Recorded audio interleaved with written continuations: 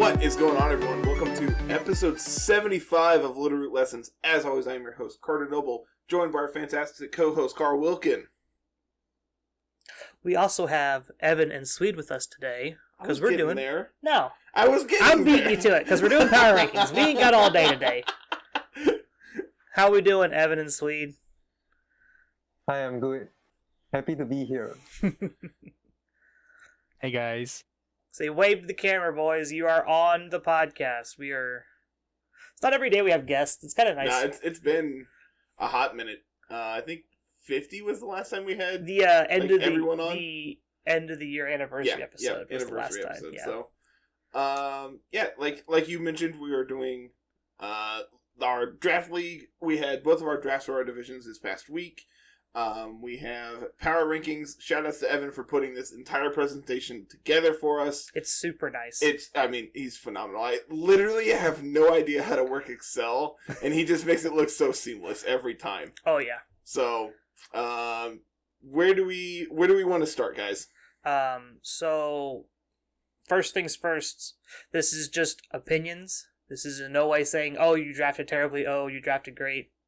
It's going to come down to player skill and a ton of luck. So don't take all of these rankings super duper hard. We tried to stay unbiased. It was more just looking at Pokemon. Yep. And I mean, that's looking at it, obviously when I rated my teams, I'm like, all right, this is the player's name just so I can keep it organized. But overall, I am ignoring that. I am looking at the 10 Mons as a whole. What do they accomplish? I didn't even rate my team, so.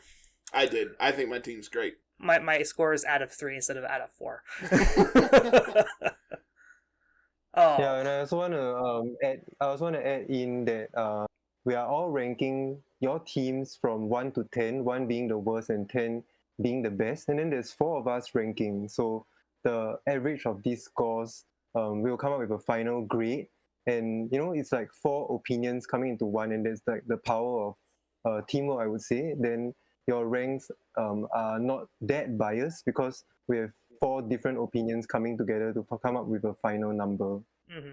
It's very similar to like fantasy football in that regard, where you have all these experts and everything doing analysis before the season starts and ranking. I think this player is the number 1 running back on the board. Well, I think it's number 2, and it averages out to where 7 out of 8 say it's number 1, so it's going to be number 1 overall. Mm-hmm. So it's very much in that regard when we actually look at it. But again, end of the day, this is going to come down to player skill. A lot of these teams can shift within the regular season as well, because we do have access to being able to make trades not only with players but with the unselected pool as well. So there's a lot that can change between now and the end of the season. Yep. And as we all know, Pokemon is also a game of RNG. So a lot can happen.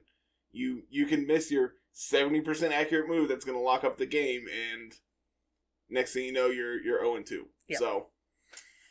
So ready to get started, y'all? I think so, man. Any other beginning words before we get to it? We all good? Cool. Yep, let's all start. Okay, so introduce everyone's teams, right? Yeah. Yeah, so let's go with the first draft from Cotton Division. I would say this is not your not your typical wait, let me start over again. Okay, so this is our first coach from Cotton Division. This is Baptiste, coach of the Falls Church Critters, and I would say that this is your Lapras team, your standard Lapras team in a draft league, but it's not your typical Lapras team. Then Baptiste started off with first pick Lapras, and then followed by the rest of the A tiers, B tiers, and C tiers. You can see that this draft favors has a lot of B tiers. Then the average base stat total is 475. It's leaning more towards attack. You can see more blue squares in attack. And then overall, the fastest mon is Snoiven, and there are very middling speed tiers for all the mons. So this team seems to want to go Trick Room, and then sometimes if you want to go Tailwind, it will use Noivern. Then let's move on to slide number 2, and then we'll see the Mon's abilities and the type chart. And the type chart is very important to show the common weaknesses of this team. Yeah, what do you think, Carter? So overall, I think this seems like pretty okay. I know you kind of mentioned that this is like your stereotypical Lapras team. Has a lot of things working for it, but I think the one big problem that I could see is like you mentioned is just like that middling speed tiers that like a lot of these Pokemon have. Granted, you have different ways of working around that. You do have Tailwind on Northern. You can do Swift Swim things with Mantine if you like max your Lapras and like set up Rain that way. So like there are different ways of going about that, but I think that's going to be this biggest problem looking at this team as a whole is you really are going to be behind on the speed game. To piggyback off that, it's physically offensive too, which you don't expect out of a Lapras team. It's like Lapras teams, you're Dynamaxing your Lapras most of the time. Outside of that, it's just like, what else does the team do besides Lapras things? Like, G-Mex Sandaconda is cool and all, but it's not something you're going to want to do all the time. Sandaconda's a better, just like, bulky ground type.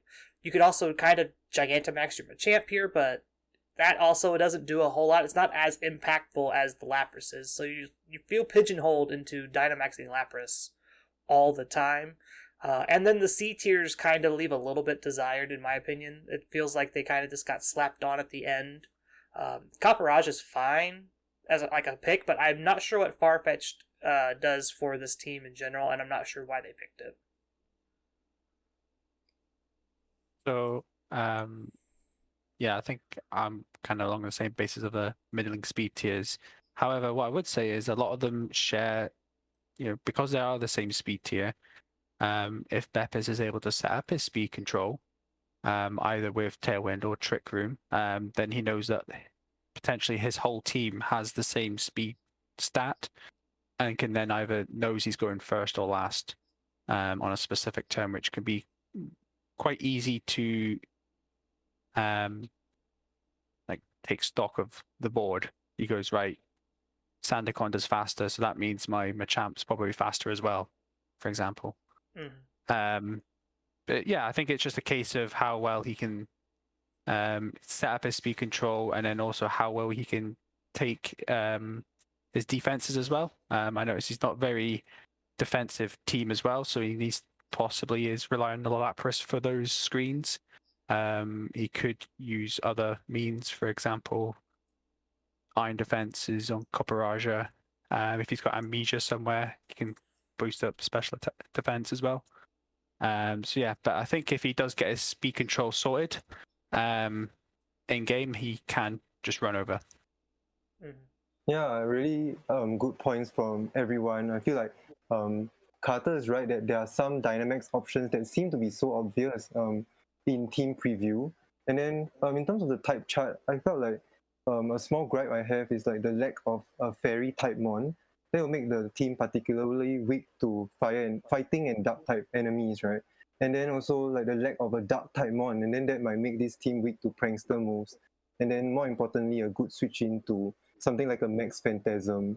So what Sweet says is correct. Like this team might really need the help of Lapras's screens, and then still try and find creative ways to press on in terms of offense. And one last small fun fact is that this team happens to have 3 Frisks mons. So that's quite cool. I didn't even notice that. You were gonna know what items are on your opponent's team. Yeah. Okay. So anything else for you guys? Let's talk about our ratings. So the ratings you can see on screen will be Carter's rating, followed by Carl, followed by Sweet, followed by mine, and then that final average grade. I gave this team a little bit low because this team doesn't have that offensive pressure right off the bat, and it really does have to set up a Tailwind or a Trick Room to get itself going. I'm just at 6 here, just a little bit better, just because Lapras Dynamax does a lot. The screens are really, really good, and Lapras, as long as it's not getting completely blown out by like snarls or opposing screens, Lapras can still deal a ton of damage in the Gigantamax form, so I have it at a 6. Yeah, I mean, I'm a little higher than that, even with, like, I think Lapras is extremely scary, and if you set up the team appropriately, it can easily take over a game by itself. But, like, that's something that your opponent can read into and prep for, and as a result, you're kind of pigeonholed into either Like, do you prep Lapras every week? And, like, that's something you want out of your S tiers is this is a Mon I can bring every week and it will always be good.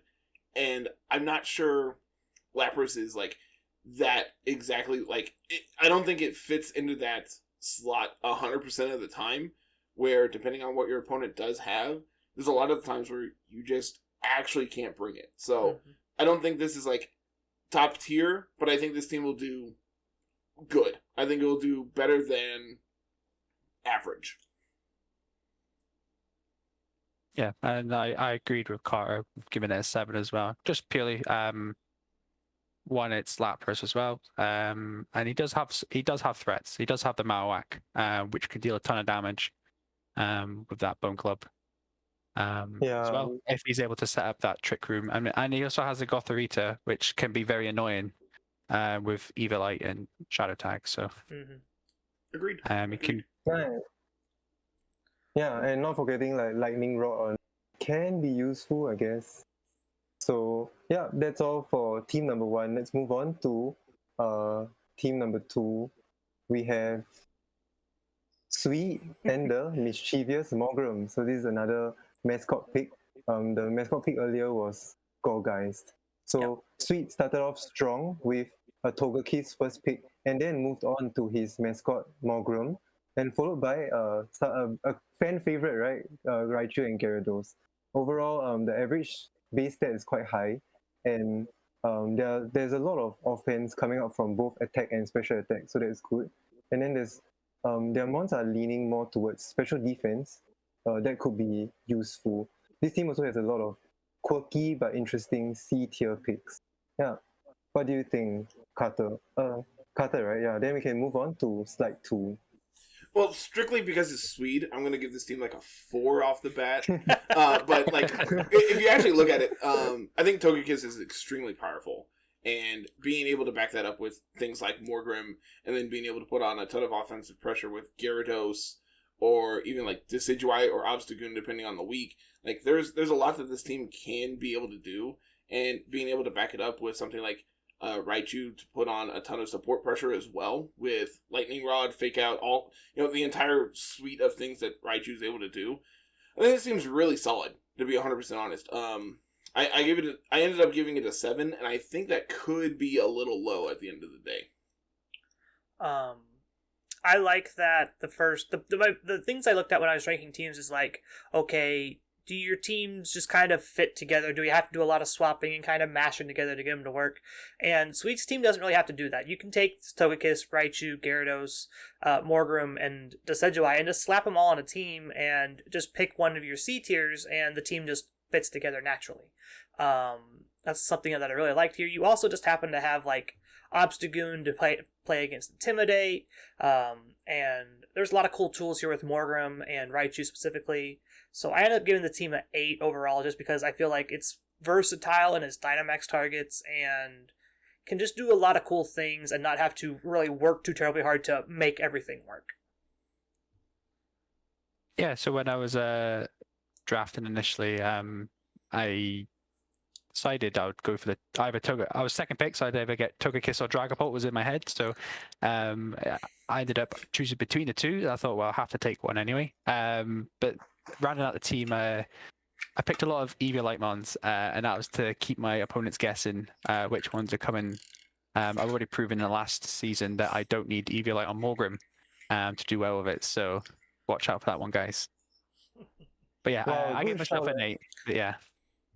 Nice. Good shout out on that. Unusually like large amount of non-fully evolved mons, right?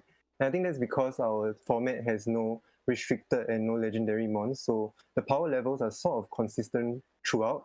I think your mons with the Eviolite or even without the Eviolite can still do a lot of damage, and then there's always Morgrim always being very sneaky and making the team bulkier than usual. And I feel like there are a couple of one small gripe I have is that there are a couple of repeat typing. So like Gyarados and Togekiss, then let's say if Raichu goes down, then they'll be afraid of electric type attacks. Morgrim and Obstagoon, maybe fairy type attacks. Then Morgrim and Togekiss, steel type attacks. So you might have to play carefully and not fall prey to having to make unusual like switch outs, and that might be quite bad because the opponent can just steamroll with the correct max moves. Yeah, that's all Yep. we have. So let's move on to team number 3, C3. Then this is Adam and the Texas Tyranitas, also going straight with that mascot pick on pick number 1 with the Tyranitar, and then forming a very good wall around Tyranitar with good mons to support it. But what's curious is that this team does not have a Sand Rush mon, so it doesn't have a Sand Abuser, and Adam is one of the few coaches that went for the double S tier picks. This means that he has 6 C tiers, and then like the question is whether these C tiers are good enough to hold their weight for the team or not, because most of the time 2 of them are definitely going to come into the battle. What do you think, Carter? Honestly, I'm not sure. This is like a personal draft strategy. I'm not sure that double S is like ever worth it in this format.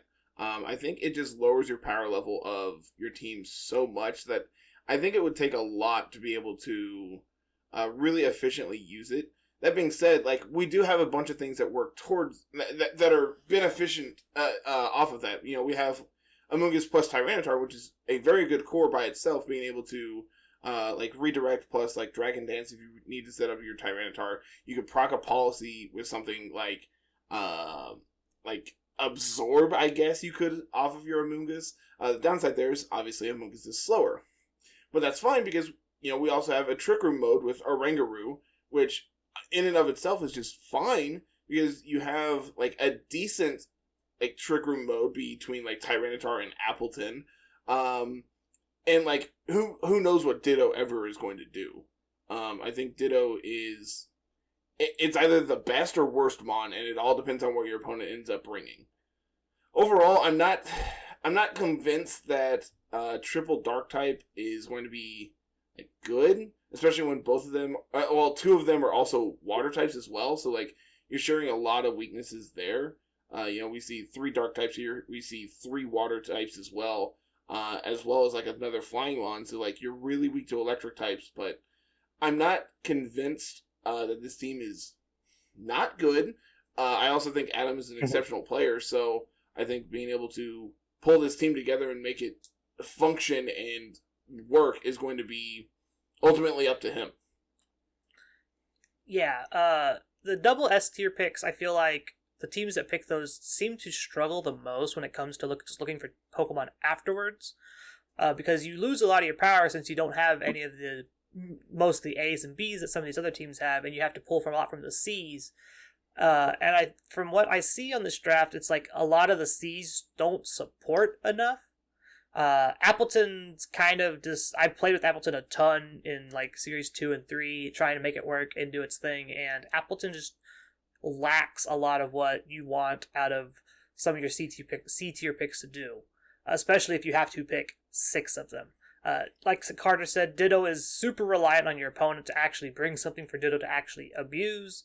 And then there's the Crawdont Sharpedo thing here, and this is where I probably should have rated this team a little lower, but I know that these 2 Pokemon can be powerful threats if they get set up properly. Speed Boost Sharpedo is very scary, and it can still do a lot of damage as a Dynamax target. And Adaptability Crawdont is something I played with before, and it still hits like a truck. Even like if you get Trick Room set up, Crawdont's going to hopefully underspeed and just take over games.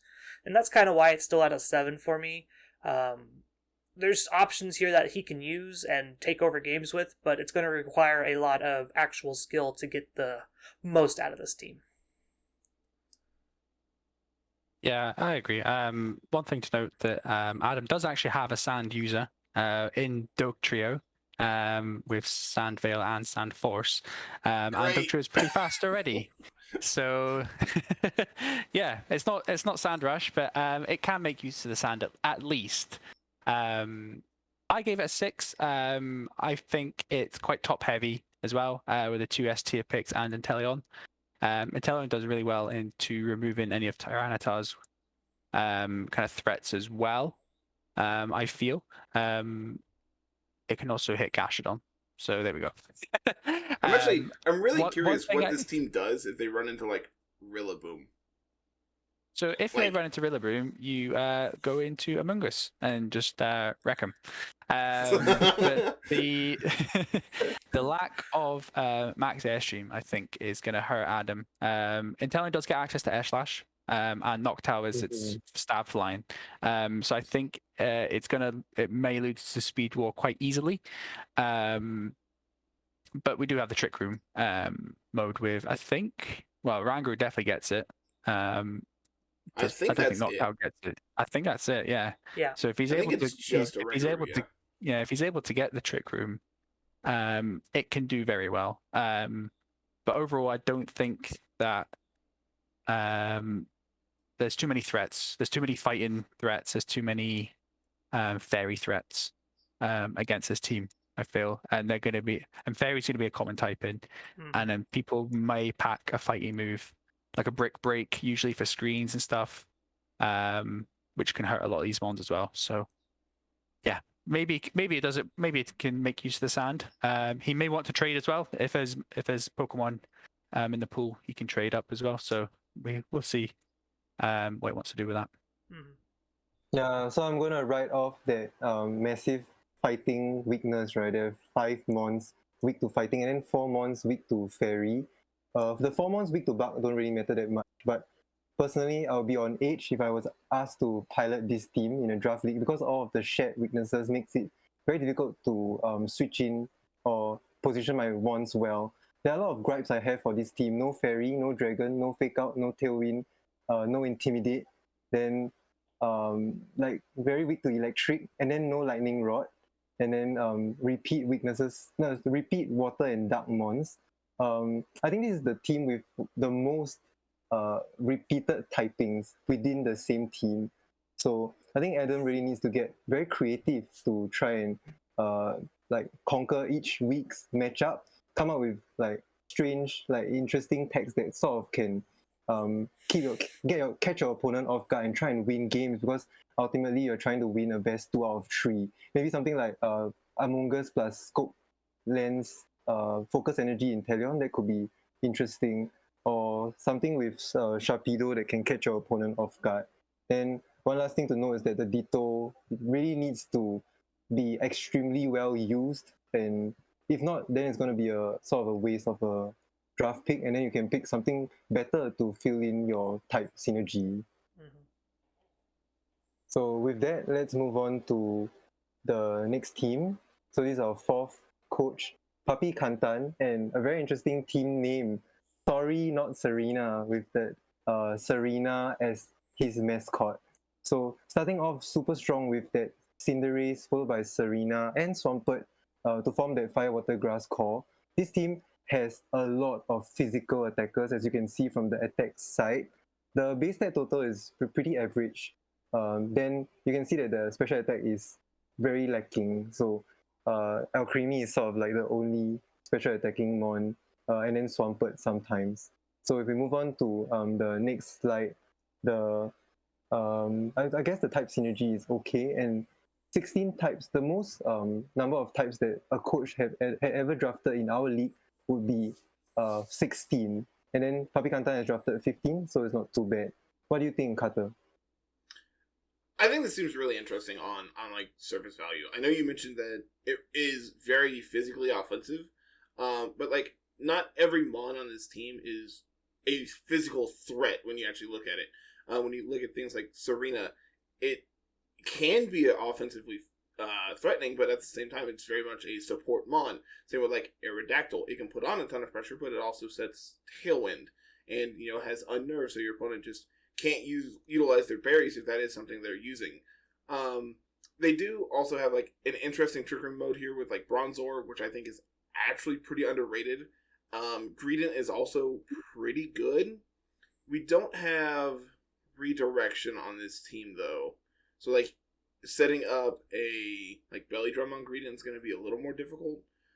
We do have, looks like, 1 fake out user with Weavile, so like not impossible to get up, but overall I think this seems pretty good. if you can avoid Intimidate, but I also think Intimidate's one of the best abilities in, like, Draft League, and you also know when it's going to come. So doing something like Special Swampert is an option that you can go into every week.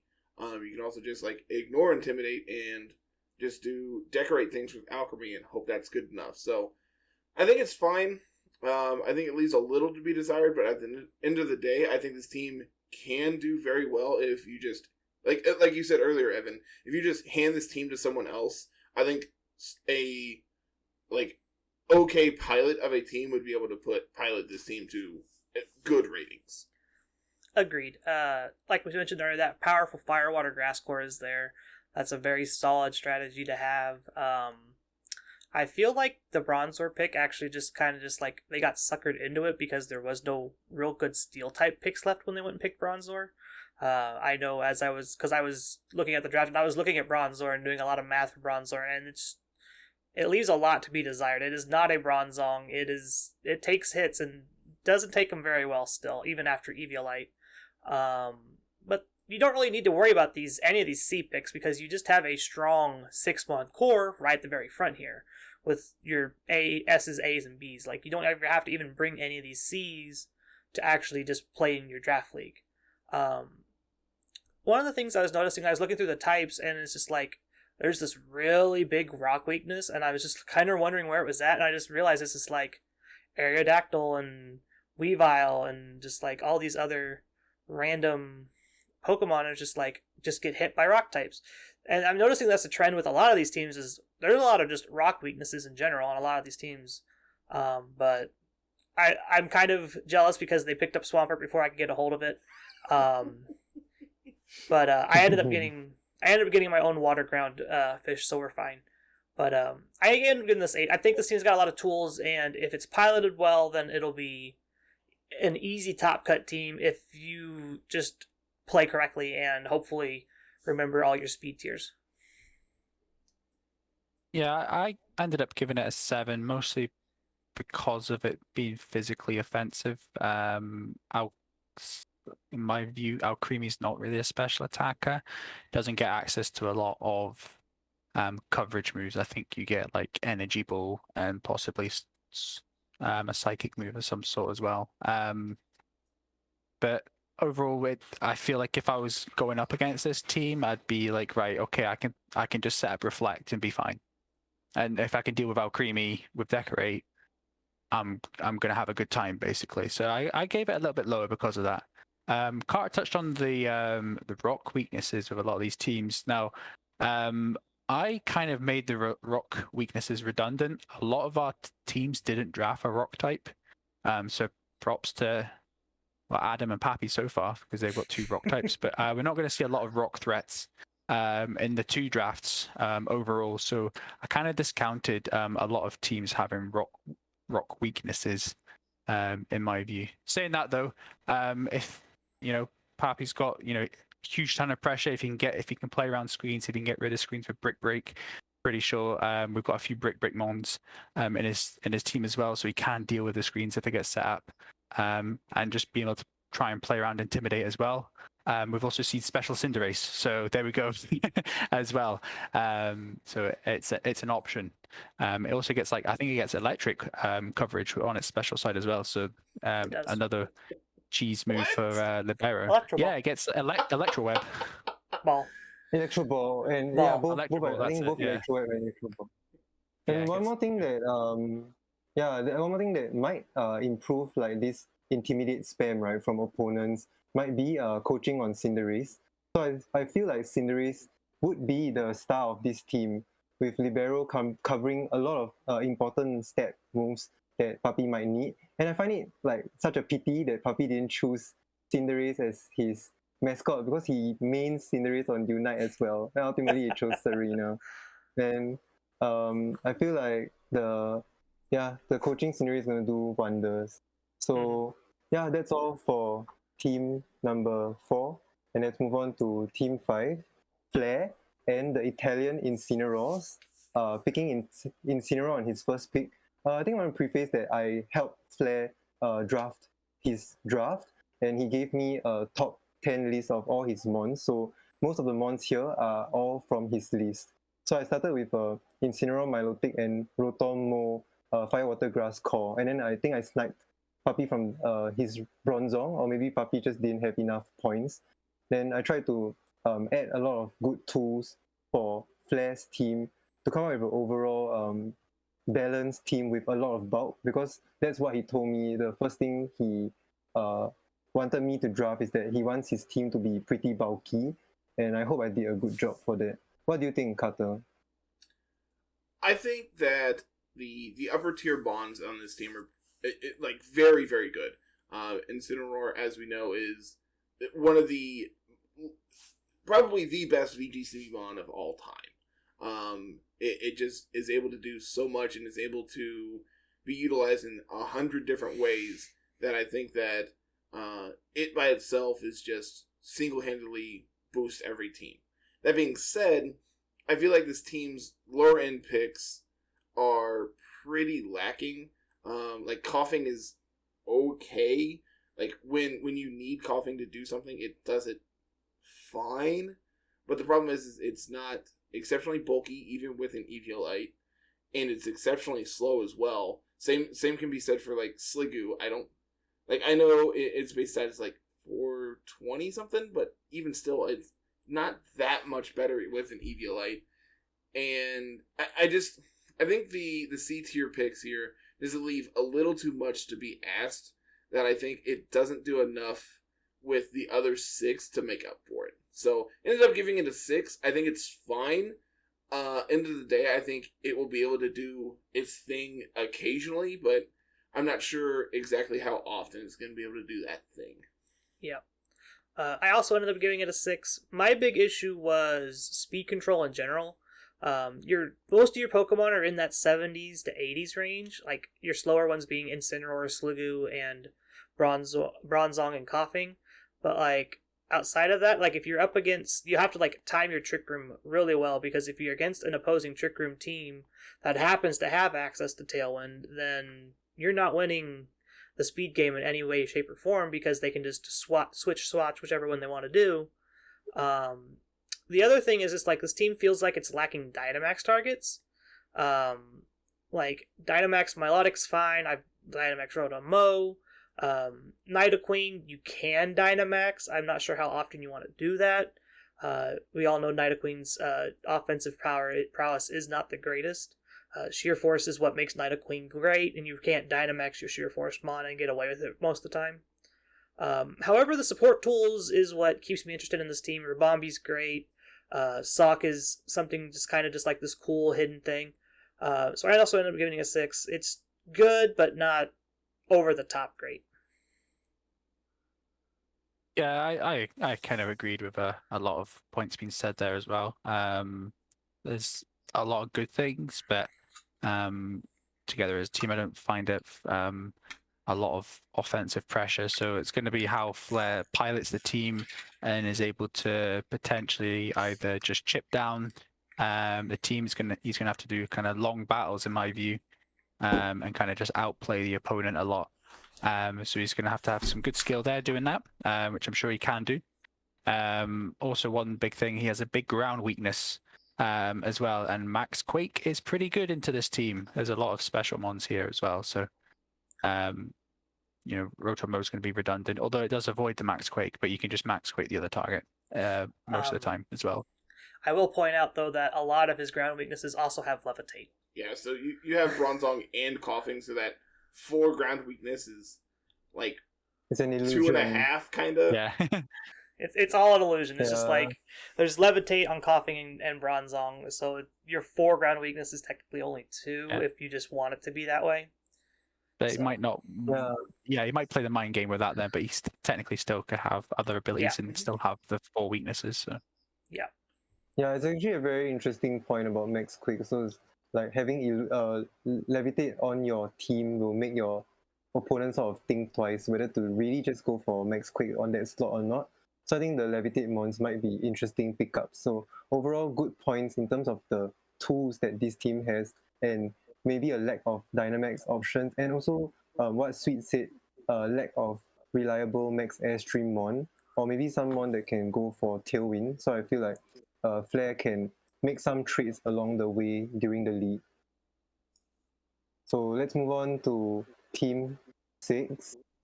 This is Tanner and the Georgia Grookies. Apparently, this logo is his placeholder logo that he used on Microsoft Paint.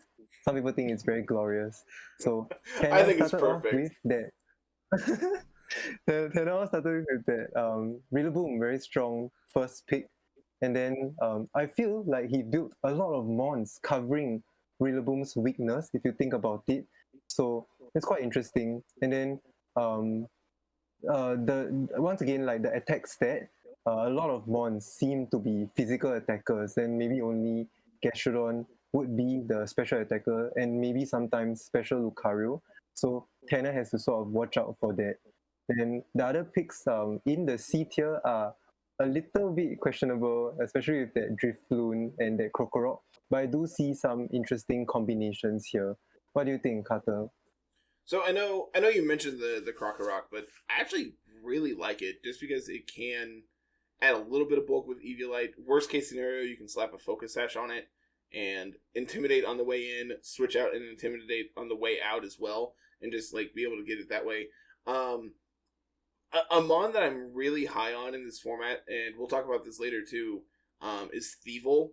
Just being able to have Unburden next to Grassy Surge here on Rillaboom, I think is going to be very important. And another mon that I'm really high on is Darmanitan, both forms of it, just because it can put out so much pressure offensively, but typically with Darmanitan, you're trading 1-for-1 most of the time, so it really depends on how much you're getting out of your one shot with Darmanitan versus what your opponent's able to do afterwards. We have Drifloon here. It can get like okay speed. 134. Yeah. Mm-hmm. So like after Unburden, it's okay. It's not the best. I feel like you're really gonna have to watch out for like Aftermath and just be able to predict it. But like you also mentioned, it doesn't have a lot of special attackers. But I think that the ones that it does have with Gastron and Lucario when you need it to be are very powerful. So ended up giving it an 8. I'm pretty high on this team. I think it's good. I think that the tools it has can be utilized pretty well. It just depends on how well he plays it. Like Carter said, Thievul with Unburden with the Grassy Surge, with you put a Grassy Stone on this thing, it probably survives a lot more of the physical hits than you think it would. Rillaboom overall is just a force to be reckoned with in Draft League. It's got so many tools and things it can do at any given point, especially now that we get to Gigantamax it and do Tremax Strom solo and just ignore redirection and whatnot. There's also like beat up things for this Lucario, which is something to think about. Lucario, it means you have an extra Dynamax, essentially. If Rillaboom doesn't turn out to be good, you can just max your Lucario, and Lucario can just take over a game that way. The thing that keeps this team from being over the top is its C-tier picks, and the fact that we have, 4 weaknesses to Fairy, and the Pokemon our Steel type we drafted is neutral to Fairy. Yeah. That's like we don't have a ton of ways to deal with the opposing Fairy types other than hitting it with Lucario. And does Darmanitan get Iron Head? I don't think it does. I think it does. Yeah. It does? Okay, cool. Okay, that's fine. Also Okay, is cool. boosted by Sheer Force, so Cool. So that's one way you can deal with it. Your one fire type gets to pull double duty and deal with all the fairies, and it should be fine. But like the C tiers are a big pull for me. Is just like you have a decent team between your S's and your B's, and then it's just like your C's don't help your team too terribly much. And it's kind of hard. It's just like, do you play Dugtrio or do you play Krokorok? Do you play Gastrodon or do you play Krokorok? You have 3 ground types there, so there's a lot of shared weaknesses on those. So that's why it's an 8. I thought if there were half points, this would probably be a 7.5. But I don't have half, so I just rounded up, and it was fine. Yeah, I ended up giving it a 6 in my view. You touched on the fairy weakness, but also there is 3 flying weaknesses and no resists. So it has no switch into a max airstream, which is very concerning for me, in my point of view. He does have a lot of good options, of course. You've got Rillaboom for speed-wise. He's got, priority. He's got the two unburdened Mons if he wants as well. And also a choice scarf looking like it could be on about 3 or 4 of these Mons in my view. So yeah, he's kind of got like a different style of speed option as opposed to your standard Trick Room Tailwind. In my view, but I think it's one of those it's a harder team to pilot. Maybe he might want to make a few switches throughout the season to maybe kind of shore up a couple of those weaknesses and maybe get a little bit more reliable speed control in my view.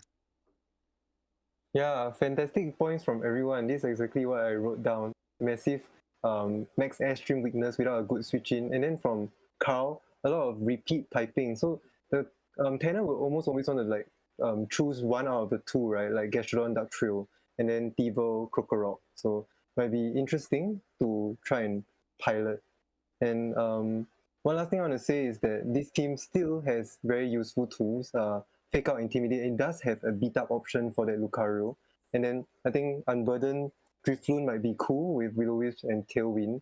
But I'm not sure if these are the most reliable mons to help support the team. So that's all for Team 6. So right now we have Team 7, Pokert. No team name yet, but in my opinion, a very, very strong draft with very high value picks out of these very low tiers.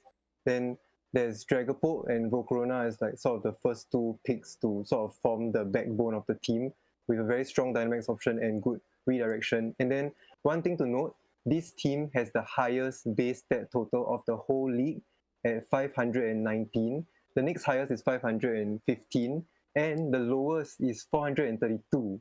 So there's a huge difference here in terms of bulk and power level, and I feel like this team really has bulk. It's an epitome of a good staff's team. What do you think, Carter? I think that seems really interesting. Carl and I were, talking about it a little bit last night, and he's like, "Man, I don't think Avalugg is like all that great." I'm like, "Dude, that thing is impossible to kill." With base like 184 defense, it's just Ice table. It's impossible to body. You slap an assault vest on this thing, Dynamax it, and it will clean up games. Like you mentioned, we do have Dragapult. We have redirection, so we can like do Dragon Dance things. Does Crocodile get any setup moves? Does it get like Swords Dance, Dragon Dance, anything like that? I think it only gets like bulk up. Okay. I was saying it's like bulk up's the one I know of. Like that's not the worst option. Like obviously getting the defense boost is pretty okay. Mm-hmm. You can also do like weakness policy tentacruel things and have like bulldoze here. So like there's a lot of really interesting options on this team. Originally I think I had this team as an 8, and I kind of got talked down to a 7 after looking at it a little more. I think that if this team is able to do its thing, it is going to run away with games. Yeah, that's the big thing about this team. It's like if it gets to do the thing, it's going to run the table. Dragapult does that in VGC, and it's going to do that. It does that in Draft League too. If Dragapult gets to do its thing, most of these games are over before you can get through Dragapult's Dynamax. And then there's some cool synergies, like we mentioned, Bulldoze with Tentacruel and things like that. My big issue is it's just like when you have Dragapult on your team, everyone specs to outspeed Dragapult. So you're going to have to play that speed control game, and it's going to be a little bit harder because that forces you into Dynamaxing Dragapult so you can do your max airstream thing. And I feel like if you're getting pigeonholed into maxing Dragapult every time, then that makes you very predictable, and it can lead to opponents being able to essentially metagame your team. That's why I'm at a 7. You could have talked me up to an 8 or a 9, probably pretty easily. I know Pokert is a very good player, and if we were taking player skill into account, this could be an easy 9 or a 10. But just looking at the team itself, being pigeonholed into maxing Dragapult every game is going to be something you want to try to maybe avoid. So that's going to probably put a little bit of strain on where your power is. Yeah, I think I went for an 8, basically because of talking about the speed kind of options there. Like Dragapult only gets physical flying moves. So if you're having to Dynamax that to get your airstreams, but he does have a couple of interesting options for speed control again. You've already mentioned the Bulldoze. He also has String Shot as well. I'm pretty sure Volcarona gets String Shot. Yeah. And then Skarmory as a stab flying type. So he does have a couple of options there. I really like his Teemo. I just think, again, it's one of those. It's a lot of like there is some special. Like Volcarona could be really, like, you can take over a game of Volcarona as well if they think, oh, it's just gonna be a support set, but no, I have Quiver Dance, and then overheat, boom, you're dead, kind of thing. So if the opponent kind of guesses right with what team Poke's going to bring, but I mean, you can say that for any game really, can't you, if you guess what team? But if you're able to take out the kind of the top 4 or 5 mons pretty well, you're not going to have too much trouble with the bottom ones. They're very bulky, but you can play around them. Again, Intimidate, Spam, they're all susceptible to Intimidates as well at the bottom, I'm saying. So yeah, there's that kind of side as well. The weaknesses wise though is very good, a very good setup. Kind of weaknesses wise. 3 ground weaknesses, but again 1 immunity. But yeah, there's not too much. He's got a good mix of physical and special to not worry too much about the max quakes coming in. But overall, very solid team. I gave that an 8.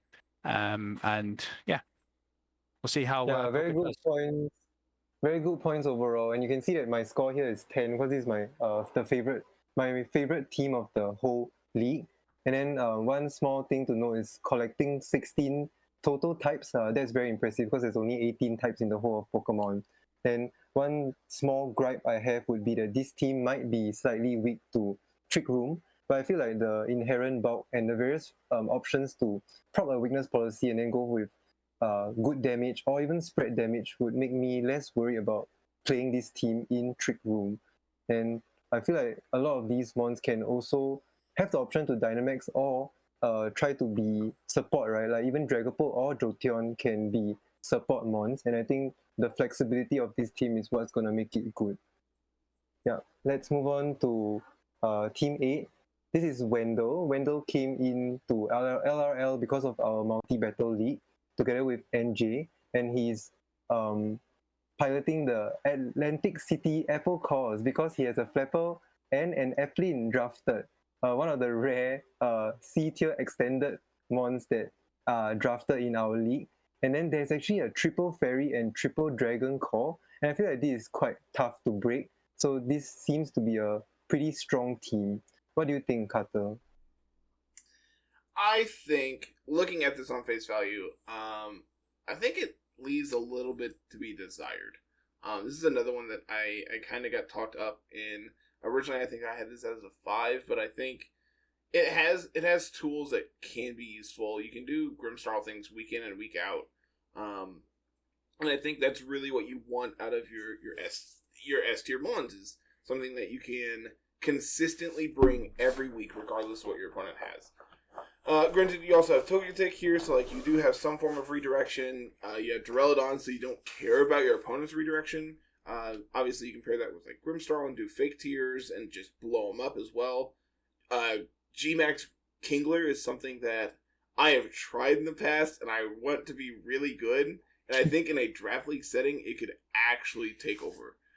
The big problems I do have with this team is I feel like the lower tier mons, once again, just leave a lot to be desired. I've tried Ryan in at least one season, and I never brought it. It might have just been that it never lined up for what I needed it to do, but it was just a mon that I felt consistently underwhelmed with, and I really don't know what Applin is going to do here. Like I just really don't think it does anything of importance. So I could be wrong. I would love to be wrong. I would love to see a Dynamax Applin on the other side of the field and get blown up by it. I also gave it a 6, mainly because this team is like super reliant on the dragon types that you have of Duraludon and Flapple to kind of just deal your damage most of the time. You have the great support of Grimmsnarl, Togetic, and you have Lightning Rod to keep your Kingler alive if that's your strategy for with Rhydon. But I feel like the Steel and Fairy weaknesses you have, which both of them are very common typings, are just going to be a little too much for you to handle. Because your S tier pick is weak to both Steel and Fairy, if you bring that, it puts strain on the fact that you also probably want to bring Togetic, and you also probably want to bring Duraludon, and you also probably want to bring Flapple, and try to do all these damages with your Duraludon, Kingler, Flapple core, and you're just going to probably just leave a little bit to be desired. That's why it's a 6. It's cool, but it just doesn't do enough even with screens up. Yeah, I gave it a 7. I do feel like it can be a lot of threats. On the flip side of the Rhydon tail, I took Rhydon season 2, I think, and I had a little bit of success with it. Mainly because I had mons that were weak to lightning. There's only 2 mons in Wendell's team here that's weak to lightning, so I don't think that you're not really wanting to throw a lightning move into Togetic anyway, because you just want to you can just hit it with any super effective move, and it's going to be bulky, and it's going to take a hit from any sort of move anyway, with the Follow Me. So the only really one is Kingler, but you can hit it with a grass move as well, and that covers the Rhydon as well, in my view. So it's not really wanting to. It's not. It's a little bit out of place in the C tier picks with the Rhydon, in my view. But maybe Wendell has a plan for it. But I do see it's more, like you say, it's top heavy. So if you can take care of the top 4 mons in Wendell's team, you should be able to have a relatively comfortable time closing out the rest of the team here, in my view. Yeah, very interesting points overall. I feel like the airplane is just a fancy mascot pick, and I do respect that.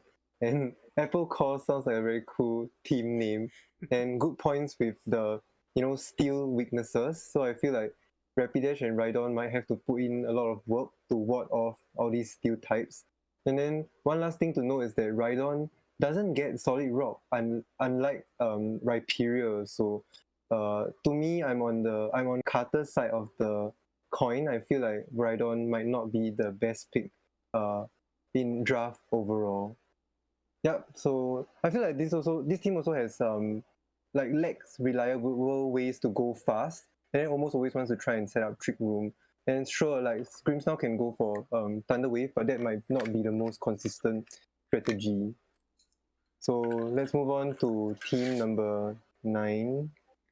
So this is G-Beats and the Sudden Valley Slowbros, with Slowbro as the mascot, together with a good Fire Water Grass core. And this is our resident Sun team throughout the whole league in both divisions. So we only have one Sun team drafted. And this is with Venusaur and Ninetales. I feel like it makes sense because Venusaur and Torkoal are double S, and that's a bit too expensive. What do you think, Carter? So, I want to say it was Howard who reached out to me. He's like, "Hey, what do you think of taking Venusaur Ninetales? I mean, of Venusaur Torkoal." I'm like, "All right, first off, double S tier I think is a trap. Second off, I'm not sure Venusaur is actually worth it. Granted, you do have a lot of support here for it with Ninetales, and you have Klefki, so you have Prankster Sunny Day. So, like, if you're able to do Venusaur things, it is absolutely insane. I also absolutely love Ninetales. It is a mon that carried me very, very far in Season 1 of Draft League, where I had it and Vileplume and just put my opponents to sleep. Now you get to do that, except with Venusaur as well. You also have Moxie and Intimidate here on Salamence. There's just a lot to like on this team. You have a slow mode with Porygon. Like, Eviolite Porygon is still really bulky. It's no P2, but it's still really bulky. I believe Klefki also gets Rain Dance, so you can technically do, Swift Swim Armaldo things as well. Granted, it's not going to be that fast, but it is going to be something that your opponents have to think about going in. I really, really like this team. I also like this team a lot. I gave it an 8 because the weather teams technically never trend very well in draft leagues. Mainly because a lot of these draft leagues always have Dynamax, and Dynamax makes setting up weather and keeping weather very, very difficult. The fact that any Pokemon on your opponent's team can Dynamax and then change the weather to sand, hail, rain means that you lose your speed control that you worked so hard setting up with Ninetales Venusaur, and just then you have to switch out, and then you're behind and you lose pressure and have to set it back up and do all that. Klefki gets to kind of avoid all that with Prankster, Sunny Day, and Rain Dance, but I don't know if it's enough a lot of the times. A good well-timed taunt in the Klefki from your own Prankstermon or just any kind of fake out is going to interrupt that if that's your goal. I feel like Salamentier is the big carry besides your Sun team, though. It definitely is going to make your opponent second guess whether they want to try and focus on beating Sun or focus on beating Salamence. The one downside is that Venusaur and Salamence are both weak to ice, and that's just like a big problem for me because those are mostly your Dynamax targets on this team. I wanna piggyback on that for half a second. Not only are they both weak to ice, but they're also weak to rock because Venusaur is not going to be able to get to do its thing when you have max rockfall on the other side, and obviously Salamence can't stand it. So there's a lot of things that work against both of those together. Yeah, I also give it an 8. I think it's just a solid team overall. You have weather setters with the Ninetales, you got the Klefki, so you can, and you mentioned the Swift Swim, so I'm glad you mentioned that as well because I was going to pick that up. Although Armado only being like 45 speed anyway, it's going to be you can use it in Trick Room or you can go fast with it in the rain. So you do have the option there, which is pretty nice. 2 Trick Room setters as well, really good. You got all the classics, Intimidate, Prankster, Screens, Slowbro, bulky water type. What more do you want from Slowbro? So yeah, I think overall he's done a really good job. A couple of the C tiers, I do question like Dridagon and Hitmonchan, but they do have tools that can be used as well. So overall, very solid. Happy enough. If that team was given to me and said go play with that for a week, I wouldn't complain. Yeah, overall good points, and I feel like some of the picks here are good value picks. Picking up Ninetales over Toko, Klefki over Grimmsnarl, and then Hitmonchan over Hitmonlee, all a tier below. And I feel like this team doesn't have Tailwind, but it certainly has that decent Trick Room mode, like what Sweet said, with both Trick Room setters, and then that constant threat of a G-Max Venusaur going fast, going for Sleep Powder, or G-Max Fine Lash. And yeah, that's all I have. Like, I think, and I also like the logo. The Slowbro is very cute. So moving on to Team 10. This is Grubby and the Trixie Toxins with Toxtricity as like the mascot. And to me, this is sort of a hard Trick Room team with Drifblim as the option of going fast. And this team almost always wants to set up Trick Room. And you can see from the defense and special defense that this team seems to be pretty bulky, especially with that Mudsdale and Escavalier. What do you think, Carter? I think it's fine. Obviously, you have Indeedee Drifblim, which is pretty great. I'm a big fan of the balloon. Unfortunately, though, Drifblim not being on terrain, this is something that came up a couple weeks ago for laddering. Drifblim being not on psychic terrain means that it still gets got by priority taunt, which is something that you can prep if you have it drafted, but not every team's gonna have access to that. I also think like the lower tier mons here are pretty weak. I'm not a big fan of Grapploct. I personally don't really care for Flareon.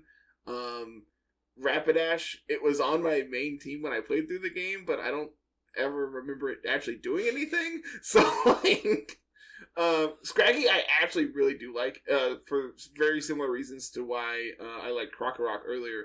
Just being able to get 1 to 2 intimidates off with it is good enough. That's literally what you need it to do. It doesn't matter what else it's able to do.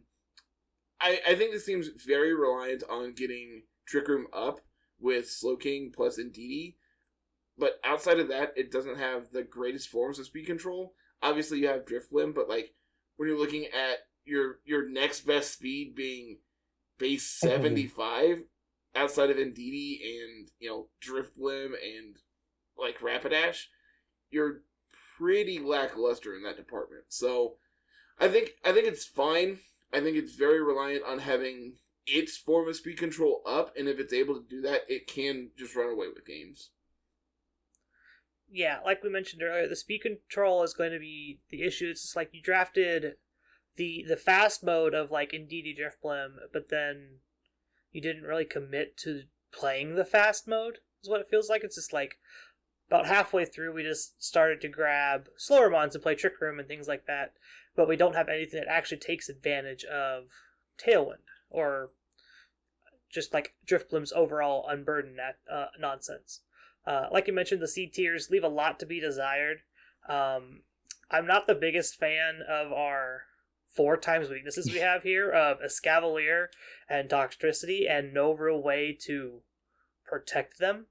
Like if we had a way to guarantee rain or like a way like a multiple ground immunities for this Toxtricity, I'd feel fine.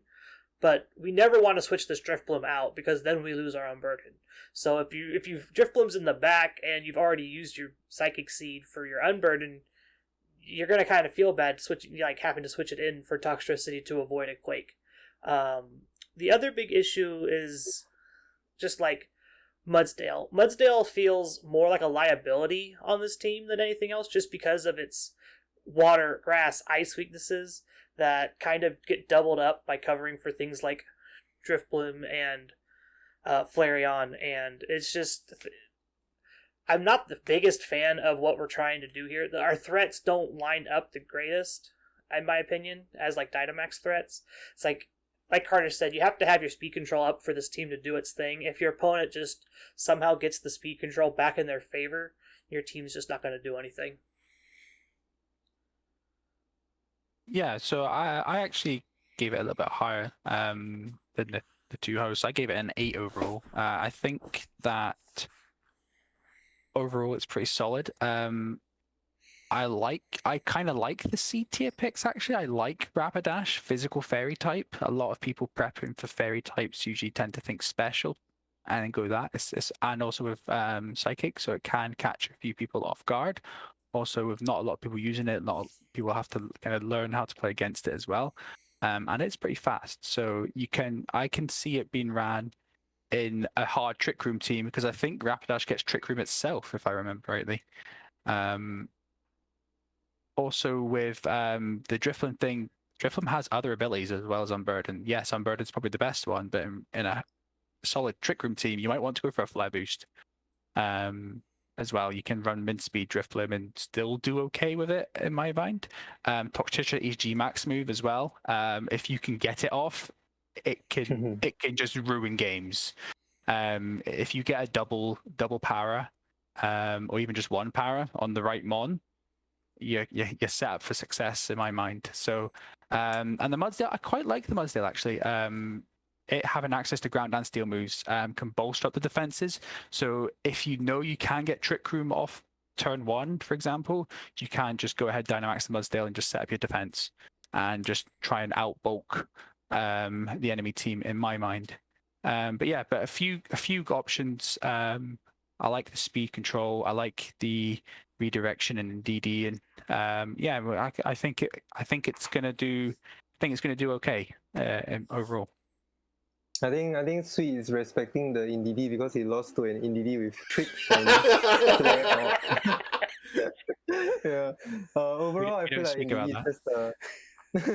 Indeedee is just a good centerpiece of that team, and Grubby really went straight for it in pick number 1. And Grubby is player number 10, so Indeedee going so late is very good, and a very, very good pickup there. And then good points with the reliance of going for Trick Room.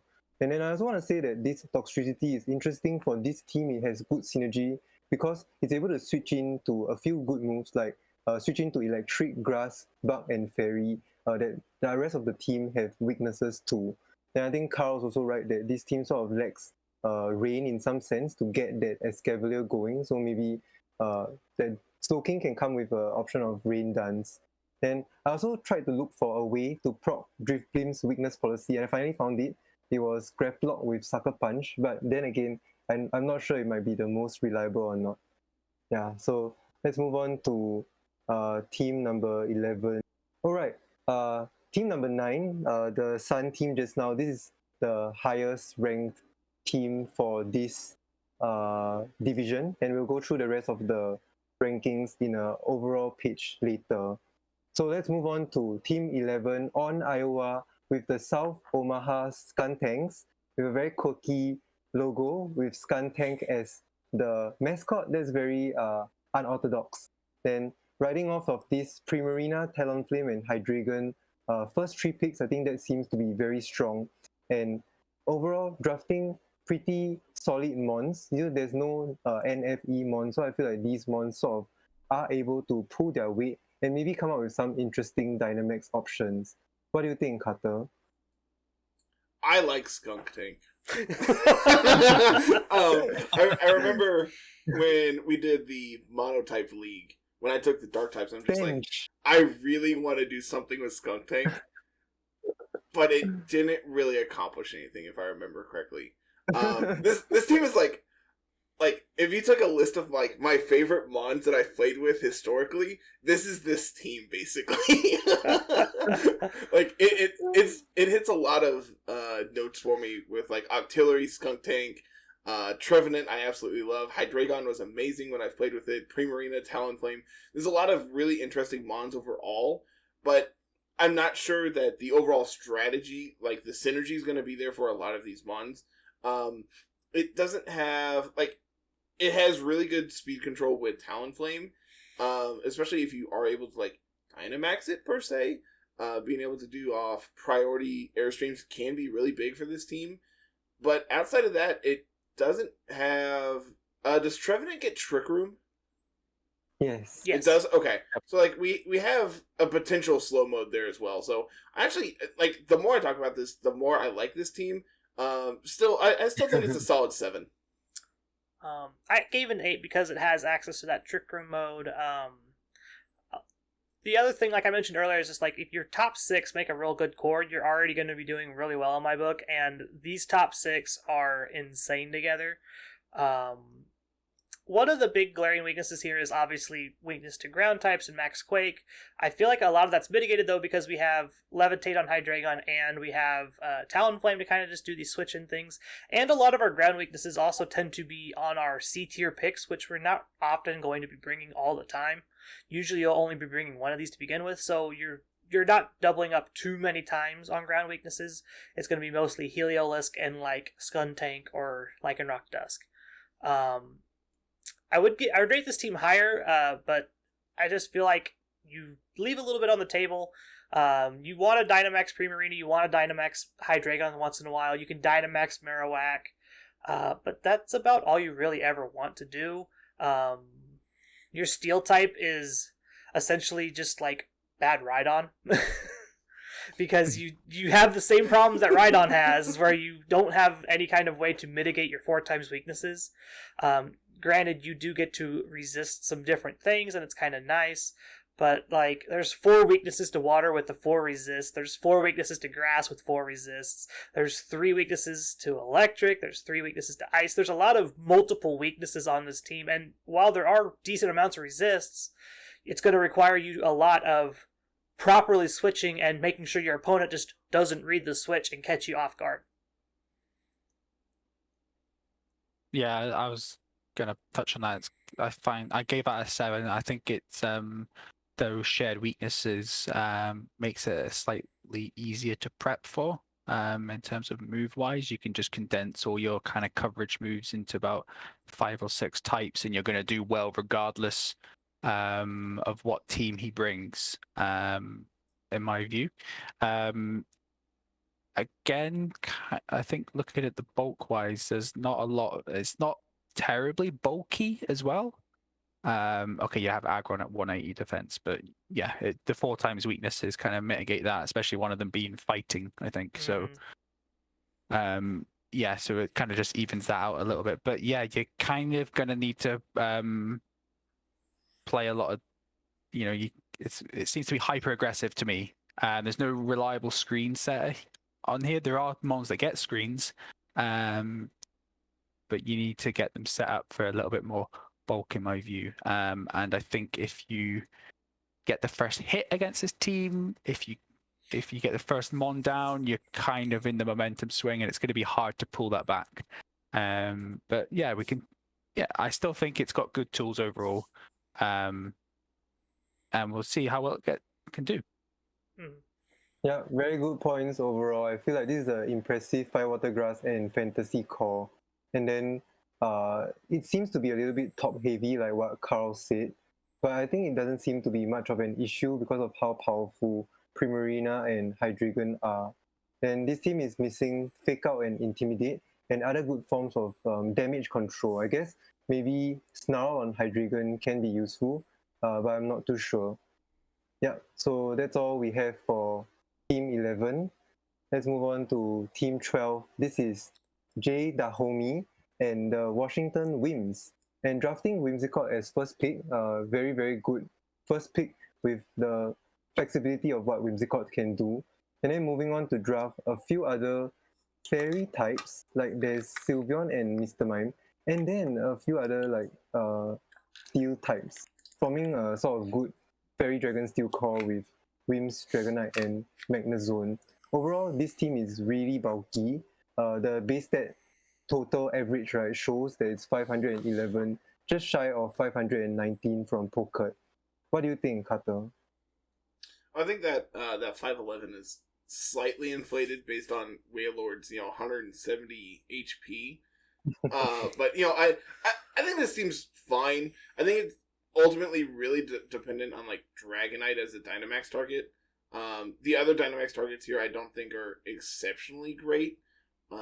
Gallade I have not been historically satisfied with in like draft leagues and like watching its performance. Drapion, it's fine. Like being able to have battle armor is cool, so you don't just get crit out of a game. But I think most of the time you're probably going to do sniper things with it, and that's like okay. Screens on Mr. Mime is probably like one of your better things. It also has filters, so like it's really difficult to take down consistently. But end of the day, I think this team's really reliant on like Dragonite and or Magnezone to Dynamax, and I think it's just a little too weak in that department. Kind of the same sentiments here. When your Dynamax targets also have really big 4 times weaknesses and your opponent can just like plan ahead for those kinds of things, it makes it very difficult. Also, a notable thing is, again, big weakness to ground here. Magnezone's 4 times weak. We also have Nidoking who's weak, and Drapion's only weakness is in ground. And those are those big checks you got to make. And if you can max Quake into this thing, into any of those Pokemon, most of these Pokemon aren't going to deal a lot of damage back to you because you're also boosting your special defense. I do like Gallade on this team. I'm not sure, like, Whimsicott plus Gallade is kind of cool because you can do beat up justified things, and that's something that I really, really like. Wailord is kind of cool as a water type. You don't see it too terribly often. With its just immense bulk, you can kind of just like stall out games hopefully with it, which would be something to look at. Otherwise, I like the picks overall. It just feels very reliant on this Dragonite to do well. Yeah, the boys gave them a 6 there, but I thought that was a bit harsh. But I gave it an 8. I gave it +1 just because of the Mr. Mime pick, and I know Carter hates Mr. Mime, so... Dude, it's not that I hate it. It's just that it's obscenely creepy. There's a big difference. Either way, it tilts him, so +1 to me for that. But overall, yeah, same things as being said. The Dynamax targets, you don't have a lot of them in this team. I mean, technically, you can Dynamax a Sylveon as well. As a man who has done that, it is not that great. Yeah, it is you real don't want to, lackluster. but you can. The option's there. Well, the option's there for every Pokemon. I mean, let's I've be honest. Dynamaxed the Whimsicott too, so like, just because you can doesn't mean you should. No. Again, though, I think there's a small core of moves that someone can plan for as well, and a lot of typings that he has a lot of resists on. He doesn't have a lot of weaknesses to bait them into that using those kind of moves as well, in my view. So overall, though, I do think it's pretty solid. There's a couple of cool things with like double gets you get a lot of different sets with double. You get a lot of different sets with Gallade. Granted, Gallade, yeah, for some reason it gets picked a lot in our draft leagues, but never performs well. I've used it myself, and I brought it one time in 8 weeks. So, but it did pick up a win. So, 100% win rate. Gallade, there we go, boys. There you go. But yeah, I think it's gonna, Sylveon, Dragonite, and Whimsicott, I think is pretty. You got a solid kind of 3 mons there, to do different things with, in my view. So yeah, 8 overall, pretty solid. Yeah, I agree with all of your points. I think this team really needs to make Whimsicott and Dragonite work over time. And I'm very curious to see if Gallade can, finally do well. That's the reason why we put Gallade in the C tier. And then, what else did I want to say? There's a small gripe. There's a lack of step fire type coverage. So this might be tricky because there are mons like Durant or Escavalier around, right? And then like the fire coverage from this move, from this team could seem very obvious in team preview. So this team really has to watch out for that. And I also think that this team could struggle against like well-played trick room strategies, and we might have to invest in a lot of bulk to contest these trick room mons. Then there's also a lack of grass type coverage, which might put a little bit more pressure on Whimsicott to try and deliver and help and win. So that's all for Team 12. Let's move on to Carter's team, the Baltimore Blazicons. And Carter managed to draft Blaziken in his pick number 3. This is one of, I would say, 4 teams that don't have an S tier. So this is a A tier centric pick with good B tiers and C tiers. And I think Carter we have something to say about Bravery, trying to prove that Bravery deserves to be in an S tier, and let's see if Bravery does well for Carter. What do you think? I think you said it there in and of itself.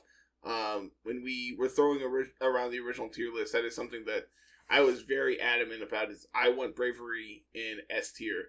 And you're like, nah, we're gonna downshift it. So I'm like, all right, well, I guess it's on the table. I'm gonna prove that it deserves it. So, I think my team's alright. Obviously, it has a pretty big weakness to bug, but also at the same time, like, how common is bug as an offensive typing? Well, you have Sizer. So. Exactly. Like, I have the best bug. Well, there's also a Scavalier. So, but no one's counting. like, one of the big things that I do have a slight problem with is, like, I do have Thwacky and Tangela, but both of them do very different roles.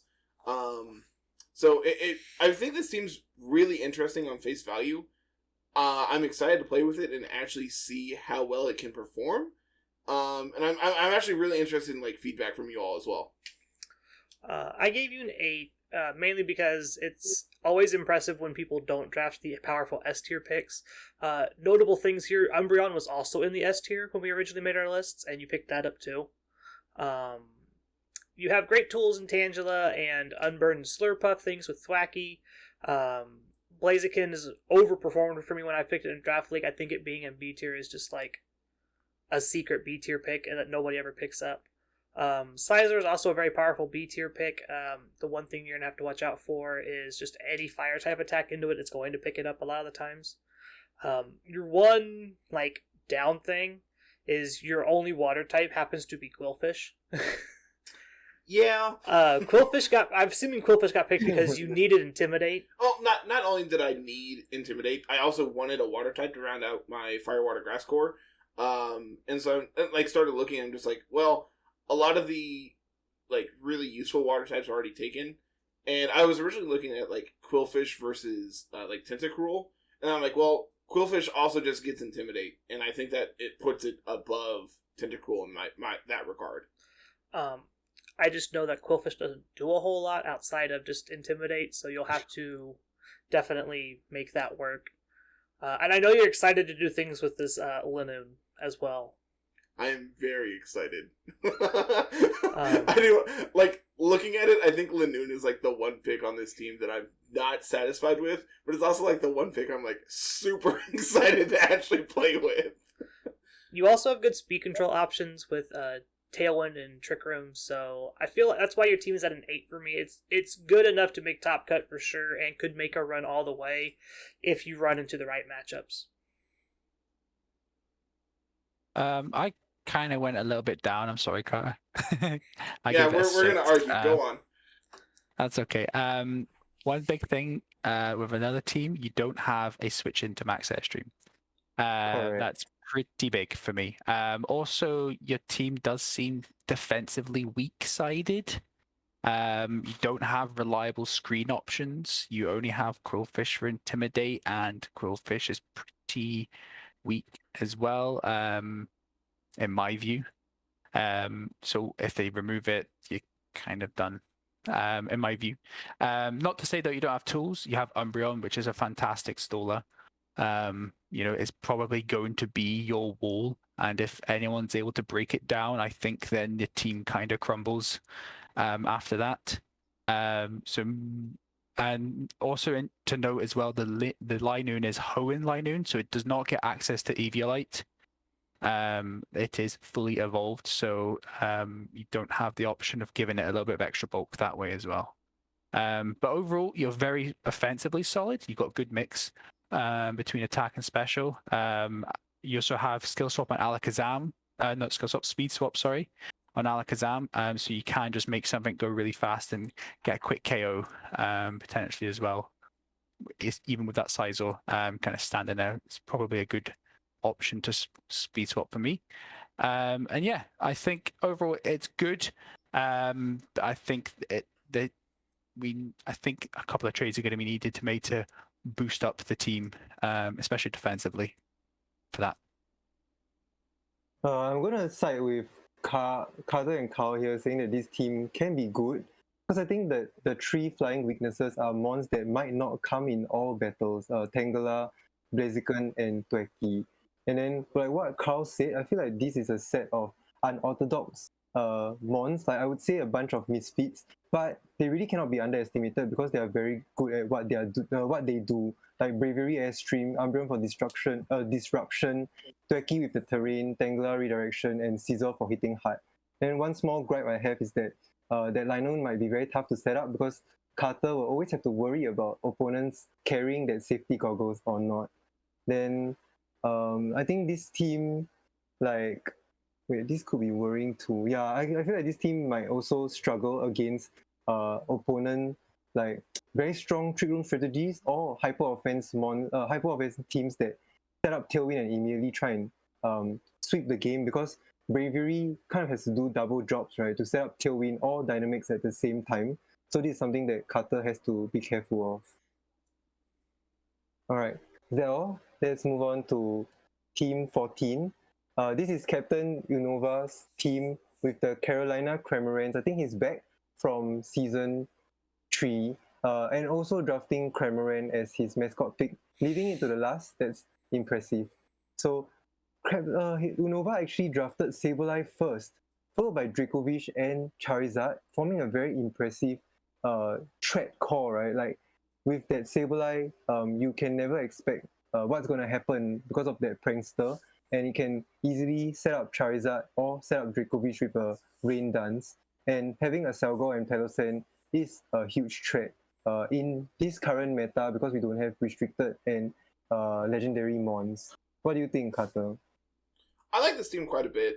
I think Excelgor, Palossand can easily win games by itself.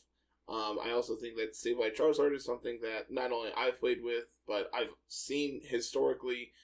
Dracovish is just a huge monster when it gets to go. You also have like speed control here with Frostmoth, so you can be able to get a Tailwind up, hopefully. My big concern is like getting it up consistently, and I think that's like the big concern I have with this team is like having your speed control. Obviously, you have Airstream on Charizard, which is just astronomical amounts of damage when it actually connects, which obviously it's going to.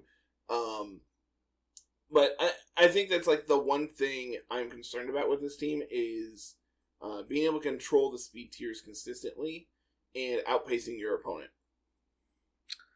I really liked the draft for the first 6 or 7 picks. Getting the Sableye, Dracovish, Charizard, Cherim all together is just like a really powerful 4-bond core. You could bring that into almost every match and probably deal with most of what you're going to run into. And when Charizard, Sableye isn't good enough, you have Excelgor and Palisand in the back. The one downside is it's just like these are all known things that people can easily plan around. You never want to really Dynamax your Dracovish. You always probably want to be doing Strong Jaw Life Orb things with like Choice Scarf, so you make sure you can guaranteed outspeed stuff, or Choice Band to make sure you pick up those KOs. Excelgor and Palisand are kind of a known quantity too, so it's like you can plan around that really well. You can easily just hit the Palisand with a couple super effective moves, and before it even has a chance to actually do anything, just take it out. Yeah, even through Dynamax. I do like the Cherim pick, though. The Cherim pick next to the Sableye is kind of a cool thing. It's just like if Sableye goes down and Sunny Day is up, Cherim gets to come out and boost your Charizard even more and just take over games that way. The rest of your C picks, like Carter said, you have Frostmoth for Tailwind, but it's going to be hard to get Tailwind up with that, just because you are a very slow Tailwind setter. Surfetched, I've played with it before. It gets to do its thing and it gets to hit, it takes out Pokemon and trades almost 1-for-1 every time. If you get outsped, though, you're going to lose that Surfetch most of the time. Yeah, I think main thing for me is the kind of lack of Dynamax targets as well. So you've got Charizard and Palisand, and that's pretty much all you really want to Dynamax on this team. So it kind of makes it a little bit easier to prep for. They're both possibly going to be special attacking more often than not. So you kind of only have to deal with a couple of physical threats. So if you can set up your team to be specially bulky, I think you're going to do well into this team. That being said, he does have the speed control options. I know Captain isn't one. He's not big into his speed control. He kind of feels it's not on his top priority to win games. He's going to try and just outplay a lot of players as well. So, and also having the Dragofish, if he runs into a sand team, he can switch up his ability and try and take advantage of the opponent's sand as well. So, I do like he's got that option as well. So, yeah, I think it's overall going to do pretty well. I know Captain's a very creative player, so I gave it a 7 overall. But there are some better teams in this league, but yeah, I think Captain's got comfort anyway in this draft for him. Nice. Interesting points. I think I'm the outlier here. As you can see, you guys rated 7 and I rated this team a 9 purely because of that threat level. I feel like Charizard, Dracovish, and Palossand really cover each other's weaknesses very well. So Unova can make this team very lethal in terms of calling leads correct and then stealing 2 games quickly each week. Then I feel like in terms of speed control, Sableye is the ultimate form of speed control and you don't really need it. I think the Trick Room on the Carbink and Carl mentioned Tailwind on the Frostmoth. These are just extra bonuses. And one small gripe is that there is a slight weakness to Flying and Ghost. Yeah, that's the reason why I ranked it so high in terms of threat level. Let's move on to Team 15. This is Skyle, one of our new players, and the Talladega Corviknights. I hope I pronounced that right. And Corviknight is the mascot, and this team screams like bulky because there's Porygon 2, Corviknight, and Vaporeon. And overall, like the mons are sort of in the middling speed tier, so that can be quite concerning. Even going up against hard Trick Room teams, this team might struggle a little bit because the slow Trick Room Mons are not the slowest Mons out there. There's also a Shedinja, but I do have some stuff to say about the Shedinja later. What do you guys think? I think it's fine. I think my big concern is, like you kind of mentioned, if you go against opposing Trick Room, it's not the best. My big concern is like P2. I'm not sure I like P2 as an S tier pick personally, just because I feel like it doesn't apply. It doesn't check a lot of the boxes I like when it comes to an S tier pick. Sure, you can bring it every week, and I've talked about how I think that's a big deal, but I also want it to be a pretty offensive threat while also being able to play support if need be. And I feel like with P2, you get to do one or the other, not both. Whereas something like Incineroar, you're able to not only apply pressure through like Intimidate and being able to Flare Blitz and stuff like that, but you also have constant amounts of support with like Parting Shot and Fake Out as well. So I think that this team's fine. I think this is really reliant on having its speed control with probably most likely Trick Room, but you can also do max airstreams with Corviknight. Orbeetle, I know, has like gravity hypnosis things. It doesn't have any form of speed control outside of Trick Room, though, right? It doesn't get Airstream? It does not get Airstream. Okay, so, like, it's crazy to think that the fastest mon on their team is also going to consistently be their Trick Room setter. So, I think it's fine. I think this team is going to have its weeks where it's going to be able to pull off its thing, where your opponent isn't able to deal with Trick Room consistently, and it's going to be able to run away with the game. But like you've mentioned, Evan, where if this runs into opposing Trick Room teams, it's going to struggle. My big issue with picking Porygon as your S tier is you didn't pick any of the other like Trick Room Mons to support it. I don't have a problem like picking Porygon as an S tier. Porygon 2 is a very powerful Pokemon still, even like we've seen it do Dynamax things in VGC, and Big Duck is very, very cool, and it's very, very powerful still. Even carrying that Eviolite still, you still get to do powerful Max Strike things. You have Max Hailstorm. Some really sweet coverage with the Porygon 2. My problem is you didn't draft any of the other Trick Room Mons that go alongside it. Instead, you drafted a lot of these utility middle spear Mons like Luxray. Luxray's a really cool pick. I like Luxray a lot on this team. I like Toxicroak a lot. Corviknight's really, really cool. Vaporeon does really cool things. And Garlic is really cool. And then you have Pokemon just like this Magmortar. Magmortar just leaves a lot to be desired as a fire type in general. You have that 83 speed tier, and so you're like middle speed. If you can get a couple airstreams off, Magmortar's going to do great. But if you run into the Trick Room team with a Scavalier is just going to turn around after Trick Room's up and just blow up your Magmortar before it gets to do anything. So the team has really cool tools, and it has really cool Pokemon, and I like that a lot. I just feel like we drafted all over the place after picking a really powerful like Trick Room setup. Yeah, I think there's actually a lot of threats in this team as well. There's a lot of high base offensive mons. So that's why I kind of went a little bit point above Carl and Kara. Orbeetle does get access to the screen, so it being your fastest screen set, okay, it's base 90, but it's still, against a lot of these other teams, you could still probably go first as well. So it can get that screen to give you that little bit of extra bulk into some of these matchups. As the resident Shedinja player, I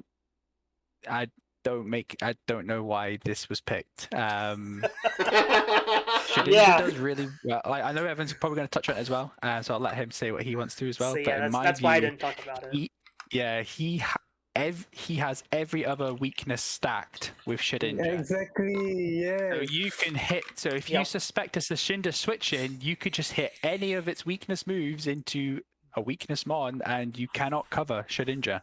Mm-hmm. So yeah, didn't make a whole lot of sense. I know I probably just I want to pick Shedinja and it's great, but he's gonna have to play around it really well to make it work. Not saying it can't work, because it definitely can, but he's going to have to be very creative of how he uses Schrodinger. Yeah, you heard it. Yeah, you heard it here first from our resident Schrodinger expert. I personally think Schrodinger doesn't have a place on this team, and also Victorian doesn't get soaked. So like sharing so many common weaknesses will make Schrodinger very bad. And in the other division, the guard division, we have a better example of a Schrodinger team. So do watch out for that. Then I think what's missing on this team might be that offensive pressure right off the bat. So Skyle might have to sort of get creative and come up with interesting Dynamax options. Certainly P2 can be one of those good Dynamax options that can catch your opponent off guard with reliable max strike. But until then, I feel like this team really needs a bit of setup to get itself going before it can do good damage to try and win games. Yeah. Alright, next team will be Mocha and the Midtown Metagross. Mocha said that this is a placeholder logo, but it looks quite fancy to me already. And this is clearly our resident Metagross team that almost always wants to Dynamax Metagross, and it's just so oppressive, especially when this is a non-restricted and non-legendary format. Metagross is almost always like restricted or legendary tier in my opinion. However, this team might not have the best bulldoze options. Then, in general, this team seems to be very slow. Raichu Alola doesn't get Brutal Swing, so there's a lot to be asked for this team. What do you think, Carter? I actually like this team quite a bit. I think it, like you kind of mentioned, it's really dependent on Metagross. Like obviously you can do Raichu things next to Pincurchin. And like Shiinotic, I think is actually pretty underrated, especially if you can get a Trick Room up with Dusclops. If you lead like Raichu plus Dusclops and get a Fake Out plus the Trick Room up, then Shiinotic can come in and just like spore things to death, and then the game's over. I also think Drampa's pretty underrated. I think that it's going to be able to put on a ton of pressure for like the weather matchups if that is something you are concerned about. It has Sap Sipper, so like you can pair it next to Walrein and be able to prevent like weaknesses there. I like it quite a bit, but I think this team is very dependent on doing Metagross things week in and week out. And in a format like this, I think that's just enough. I think Metagross by itself puts on so much pressure against your opponent that I think it just requires an answer, and that's when you catch them off guard. Real quick before Carl continues, this is our second draft, right, with double S tier. First one was Adam, right, with Tyranitar and Amoonguss, and now we see a Metagross plus Dusclops. See, I have the problem with the being just a Metagross team. As someone who's drafted stuff like this before, where it's just you are strictly known for this thing. This is the thing that wants to Dynamax every time. That means you're super easy to prep for. That means your opponent doesn't have to do a whole lot of work because they know that 90% of the time you're going to want to max your Metagross or your Lapras or whatever your big threat is. The other glaring issue is we have no switch in for Quake at all, and a big chunk of our team is weak to Quake, and it's a lot of our top upper picks here. Metagross, Raichu, Torracat, all of these things are really weak to Max Quake, and you have no real good way to switch in and eat a hit and not lose a Pokemon in return. You have cool tools in Torracat with Intimidate, and Sap Sipper, Cloud9, Drampa does some cool stuff. Pincurchin, I feel like, is here just to set Electric Surge. We don't have a real big like electric weakness, so the Lightning Rod never really matters too much. Plus, you don't want to do Lightning Rod things next to your Alolan Raichu. That's just a big old non-vo. Outside of that, I'm not sure how much beat up stuff we have for this Absol to kind of do stuff with. I don't think any of them do, right? No, yeah, I know Dusclops doesn't. Raichu doesn't, right? Raichu, I don't think does. No. Then I think that's a big 0. Okay. That was like one of the big things is like you drafted Absol, like there's the potential to do justified things there, which is really, really cool. And if you get to do that, then Absol actually could do something and like be a Dynamax threat and whatnot. But since we don't have a good beat up, some trades might need to be made to where we can maybe get a ground immunity or even just a ground resist, and maybe find something to do beat up stuff to where we can actually abuse other Pokemon and not be pigeonholed into maxing Metagross every game, because the 1 week that Metagross ends up not being good could make or break your whole season. Does Pincurchin get Sucker Punch? It does. So you can It does. technically Sucker Punch your Absol to give it a +1? Yeah. That's the best I got. It's not enough for Absol, unfortunately. Absol does get Super Luck, so you can True. just run it as a glass cannon. I'm going to smack you, hopefully get a crit and kill your Mon, and and then you can KO me back if you targeted correctly. Just pray you don't get outsped. Stab Night Slash Yeah. with Super Luck and a Scope Lens is good enough. As I've seen in Unite, I will die to this thing. Because the big thing is just pray you don't get outsped, because there's no good actual like speed control besides like Bulldoze to actually get Absol to outspeed stuff. I think what the kind of the two pairs here, the Metagross Dusclops and the Raichu Pincurchin, the speed tiers are quite far apart. So teams with, because it's draft pick, there's going to be a lot of kind of lower tier speed mons as well that can threaten a Metagross potentially as well. Again, Metagross is very bulky, so if you Dynamax, you do expect to live a hit. It does get access to Steel Spike and Quake. The Quake argument is kind of 50-50. If you are the Metagross player and you take a max Quake, they're not boosting a defense. So you can just slap them back, and they don't get the +1 in defense. They get +1 in special defense. So if you can live the hit and proc your policy potentially, you are going to hit them. And everyone knows how big a +2 Metagross is. So it's being able to try and play around that as well. So I think he's got good tools overall. I love the Drampa pick, especially into Sun teams, so he can just say, no Sun, my Metagross is fine again. So we'll see what he can do. And also +1 for the Expel pick. Yeah, overall good points. I think this Metagross and Dusclops, the double S tier, are sort of the linchpin of this team, and they really need to sort of deliver and pull their weight because they're just so expensive. And then there are actually a lot of creative ways for this team to proc Metagross's weakness policy. So I'm interested to see that come into play. And one last thing, fun fact, Shiinotic has base 90 special attack, and that's higher than Lapras at 85. So I'm curious to see if Mocha can use this Shiinotic to put in some work, because it's important for fairy type coverage. So that's all for Mocha's team. Next one is Lemmy's team, the Midwest Miltangs, a very awesome logo, and Miltang as his mascot. And to me, this is one of the scariest teams of the league because of very interesting like pairs or like threads that can work very well together. And I think the team is very well protected in general. What do you think, Carter? I'm actually really curious about hearing your explanation, because I actually don't care for this team a whole lot. I feel like it's kind of all over the place in what it's trying to do.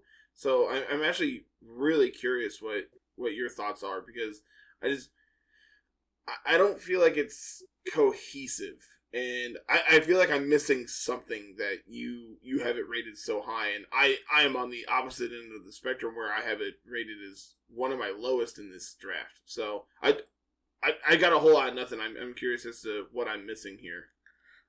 I'm kind of in the same boat with Carter. It feels all over the place. Yes, we have some cool tools. A lot of our Pokemon don't care about abilities, so Cantonian Weezing gets to turn those off with neutralizing gas, and we don't lose out on a ton, whereas our opponents do.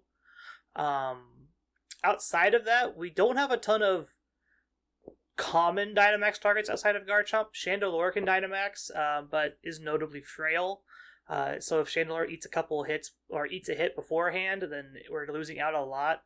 Clefable's cool tools because we get Magic Guard plus Follow Me. We don't have to worry about weather like sand and hail too much. the big thing that pulls it down for me a lot is our S picks leave a lot to be desired. Starmie as a Pokemon has no real ability other than analytic, and that's only like against opposing Trick Room teams because our speed is so high. Miltank is kind of cool with thick fat, gets to kind of be a wall. Clink Clank gets clear body, but it doesn't really do anything outside of just be a Pokemon that's Steel type on the field. Rotom Fan's kind of cool. I like that one. And then the Shiftry can be like anti-sun with Chlorophyll, and can do some cool stuff. I know Explosion is something that I've seen Shiftry do before, just like blow up on top of people and take over and just like pick up a KO that way. And Shiftry gets Explosion? What? Yep. Why? C-Dot. Sure, I guess, but why? That's why. Don't. And then Crobat is one of my favorites. Crobat was on my list of things to pick if I had planned a team around it. If I had a team that liked Crobat, I was probably going to pick Crobat, but my team ended up not needing Crobat, so we just skipped it instead. Well, I went in the middle of the guys, yeah. I gave it an A. I thought it was quite actually a solid team. Very defensively bulky. Has redirection and Clefable, has Tailwind, has Trick Room. I think, yeah, kind of the only kind of ability you are missing is that Intimidate. But overall, if you can wall out teams, you can wall out certain teams anyway. In this draft, I feel Garchomp is going to do damage whether you like it or not. Weezing's going to be there and be annoying because you have to prep for, is it Levitate or is it neutralizing gas? And then again, a lot of these teams do rely on some of their abilities. You have the Sun teams, you have the Sand team, for example. So I think it's very good at neutralizing the opponent's team, and I think that's what made me rank it a bit higher, is you can stop the opposite team from playing, and then you get to do what you want to do. Yeah, I think you guys all say it. This is one of the most impressive Weezing drafts I've seen in a while because of all the non-reliance on abilities and at the same time shutting down opponents' abilities. And to answer Carter, the reason why I gave this team a 10 out of 10, I think it's the second one that I gave, is because of the way Clefable sort of covers the team and the way Crobat can operate. I feel like there are a lot of, like, this team has an abundance of options to put on immediate offensive pressure in the form of Discharge Earthquake from Rotom Garchomp, immediate Tailwind, and Sepsipper on Miltank. Who's that? Crobat gets access to Absorb, and yeah. can make Miltank very offensive, and Miltank only has one weakness, and that makes it almost like rivaling something like Snorlax. And then yeah, in general, the Weezing just helps out the team. I feel like King can also be a mon that cannot be underestimated if you have sort of a good strategy to Dynamax it. In general, Dynamaxing Garchomp would be Lemmy's main like go-to, but I feel like the rest of the mons can sort of pull its weight as well. Yeah, it's overall because of that Weezing that gels the team together that I ranked it so high. So moving on to Team 18, Cyanide and the Verbank Venomoths. Apparently this is not his final team name and team logo, so it might be one of these mons here as his mascot. And this is also a team with very good pairs, with a Sand Core and that Frostless and Tauros being picked up almost back to back, nearing the wheel pick, and nobody sniped him at all. What do you think, Carter? I love this team. I think the highest rated team I've had in our division so far, with the Sand Core of like Gigalith, Dracozolt, and Stoutland, I think is really exceptionally good. You have your redirection and Tailwind support with Butterfree, so you can do like Belly Drum Azumarill things here. You also have Weakness Policy Gigalith things with Azumarill that you can trigger that way with Aqua Jet. You have Anger Point Frostlass Tauros things. You have Weakness Policy, Unburdened Sceptile Frostlass things you can do here. This team has a lot of things that I feel like are very easy to set up, and it makes your opponent have to prep for a ton of different things, all of which are very threatening. Same kind of concept there. It's like there's so many duos and like so many powerful leads that just are offensive pressure like right off the bat that take over games, that your opponent it's going to be a lot of mind games and team select and just overall just trying to prep each week, because it's like if you prep for Dracozolt Gigalith but they bring Butterfree and Sceptile or Butterfree Azumarill, you're going to be in trouble because you just packed all your ground coverage right out there at the front and Azumarill's sitting out in front of you. And you're not going to be able to do anything to that Azumarill sitting in front of you. And like you mentioned, that there's that triple sand core of Stoutland, Hidden Sand Rush. Not everyone expects that all the time because we don't see Stoutland too much. So there's just kind of all these cool tools, and that's why it's also a 9 from me. It's real hard to prep for all at one time, and trying to guess each week what combo Cyanide's going to be doing is going to be difficult. I went a little bit lower than the two guys here, just for the fact that this team is mainly physically offensive. So you can just build defense, and you're going to do pretty well. The Butterfree and the Sceptile are probably the only notable special attackers in this team. And with Butterfree, you're more than likely going to be supportive style. So you really have only got one threat on the special side for me. Also, no fairy resist as well, which is quite big. And also Max Starfall can prevent Butterfree from doing sleep powder things as well. So can sort of nullify Butterfree to an extent with no kind of real fight back against a lot of these fairies. You're going to have to use non-stab moves to result in and take a hit from a fairy type. That being said, there is a lot of offensive physical pressure. So if you can get through the defense or a wall or two of a team, then you can just kind of try and run over a game if you can beat them before they manage to set up. But otherwise, yeah, he's got some strong cores. Double Intimidate's really fun, especially when your Intimidates can also be other abilities as well. So you might just waste that mon, taking that Defiant mon or that competitive mon. You might have just wasted an ability where Cyanide just goes, nope, I'm running Anger Point Sand Rush. See you later. Blow you up. Yep. Yeah, well said from everyone. I'll let you finish, Sweet. Yeah, I think overall that we do need a little bit more on the special side. So I do expect Cyanide to make a couple of trades as well, just to bring that team up on that side of the spectrum, because he does. I feel he does need some more special offense on this team here. Interesting. I feel like this team has immense threat level in the prep phase, like what Carter and Carl said. And then in terms of physical attacks, I think this team is sort of immune to Intimidate, because proccing the anger point on Tauros brings it back all the way to the max instead of +5.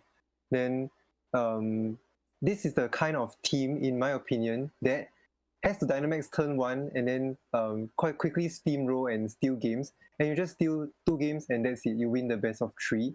So this is something that Cyanide can look to doing, especially when you call the leads right and you bring the correct mons. This team can easily steamroll. Then one small gripe is that, like what Sweet said, no resistances to fairy, at the same time also no resistances to rock. So they will have to rely on maybe Dracozolt and Tauros with Max Steel Spike to scare these mons away. Then I'm going to introduce a concept that I like to do for my power rankings. This team has 6 PSS, the 6 Pokemon slot syndrome, because there are just so many useful mons to fill in your roles, right, every week, and you might be lost as to which 6 mons to bring. Then if the opponent brings the correct mons to call the correct strategies, because they do practice the matchup a little bit, then you might be in for some trouble. Yeah, so that's all I have for Team 18. Next one would be almost good. He's called Noah, and he came in from NJ's Little Cup server. and this is our resident Hatterene team. Hatterene being the first draft. Indeed was picked, like in pick number 10. So almost went for Hatterene and Leipart instead. And to me, this is also another hard Trick Room team that really needs Trick Room to get itself going. What do you think, Carter? I think you answered like the biggest concern about this team right there. It needs Trick Room to function, but this team is going to get Trick Room up a ton. The fact that you have, obviously you have the copycat prankster tech here with Leipart, Hatterene. You also have Jellicent to be able to set Trick Room. You have Fake Out from Hitmontop. You have Redirection on Fungus. Claydol also gets Trick Room, correct? Mm-hmm. So, like, you have a ton of ways to be able to consistently get it up. It's just a matter of what do you do once it's up. Obviously, Hatterene is absolutely insane as a Dynamax target. But, like, outside of that, it's pretty lackluster. A Max Jellicent can be fine, and then from there it really falls off. I think the next best Dynamax target is probably like Trustle. So like I'm not in love with the lack of Dynamax targets, but I think this is a solid team that can definitely utilize Trick Room to its fullest capabilities. I have this rated a little bit higher than everyone else, mainly because I know what Hatterene Leipart can do and the amount of pressure that it puts off. It forces your opponent to think about, oh, they're just going to set Trick Room turn 1 with Max Guard and Copycat, and we're just going to do that. So it forces your opponent into that mindset of, I have to stop the Trick Room this turn if I'm going to win the game. But then you just turn around and Max Smite and Leipart Fake Outs, and then your Hatterene set up anyway because you don't have to set up Trick Room, and then you just do it next turn. You got to deal with the threat because you made your opponent play passively trying to interact with the Leipart, and instead Hatterene just picked up a KO. The Trick Room things on this team are very, very powerful. Jellicent is a underrated mon in my opinion, is super duper great. Sap Sipper, very bulky. Berserker with Steely Spirit hits like a truck. Can guarantee that one. I have done that before. And we also just happen to have Fungus here. Fungus at base 15 means that we get to underspeed everything once Trick Room is up, and we get to do all the sleep powder spore things we want to do, all the pollen puff and nonsense like that. So I feel like this team is definitely one of the stronger Trick Room teams for sure. And having a guaranteed way of getting Trick Room up, if you want it up, is what puts this team just a little bit higher at an 8 for me. Yeah, I along the same lines. There's a lot of threats in the Trick Room. Outside of Trick Room, a lot of the mons are actually fairly bulky as well. So you could, like Carl said, you can just not set up Trick Room that turn and take the hit and try and dish it back as well. I think the Fungus is a good pickup as well, given that redirection and also that slower spore than the Fungus offers. The Blossom seems a bit funny for me. Yeah, Yes, full agree. That's a weird one. It does kind of fill out the Firewater Grass, but you do have the Fungus there. But I think it was just one standout Pokemon to me that I felt like could have been improved on. Maybe a flying type, because is it Noah? Noah doesn't have a stab flying type on his team. He has no kind of way to go, right, here's my Trick Room team. If and if he goes up against another Trick Room team, he doesn't have that option of actually just going fast and trying to kind of outplay the opponent, saying, right, who's going to set up Trick Room? Not me, because I'm going to set up Tailwind and boom. So yeah, I think it's still solid overall. If you do get the Trick Room up, you're going to have a good time. So that's why I kind of went for the 7 overall. Before Evan goes, I have a question about Hitmontop. Hitmontop gets double kick, correct? Yes, it gets double and we triple kick. We get to do double kick things with Weak Armor Crystal. Yeah, no, why do that when you could triple kick it and get it? That's what I was saying. It was just trying to think of things we can do with Weak Armor and go to plus whatever speed and outspeed everything. Yeah, but that requires you to outspeed that Hitmontop, which can be quite easy. For So sure, I with it think- being base 70, it's not the most impossible thing to outspeed. Yeah, but we also have just priority True. knock punch. True. Honestly, I think Crustle might be the best C tier pick from Noah here, and the rest of the C tier picks are a little bit questionable. So I'm interested to Full see agree. the Crustle.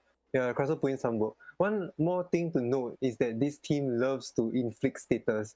You have Will-O-Wisp from is that Jellison, and then Smite Confusion, Sleep from Fungus, but you can sort of only do Sleep or Will-O-Wisp, at one at a time, right? So this team might have to smartly use these status conditions, especially in Trick Room, and Trick Room turns are very precious, so do watch out for that. Then it's good to know that there's only one, like, Galarian Weezing, right, for Misty Terrain, so there's no more Tapu Fini, so that could be useful. And other than that, to me, like Carl said, this team really lacks that offensive pressure. You set up Trick Room, then now what, right? So almost always Noah has to sort of rely on Hatterene to get things going, which is why I ranked it pretty low. So one last thing I forgot to mention is that Noah's team name is the Hat Trick, so I would say Hatterene is his mascot, and we are really interested to see Hatterene put in a lot of work for the team, hopefully getting some lucky GMAX smites. Moving on, Team 20, we have Flying Skull and the Biloxi Shell Shockers. I think Turtonator is the one, like the mascot that's going to be on the logo. He hasn't made his logo yet, so Shell Shockers might mean Turtonator's Shell Trap. And this is one of two Hail teams that we're going to see today, a very rare breed in draft leagues.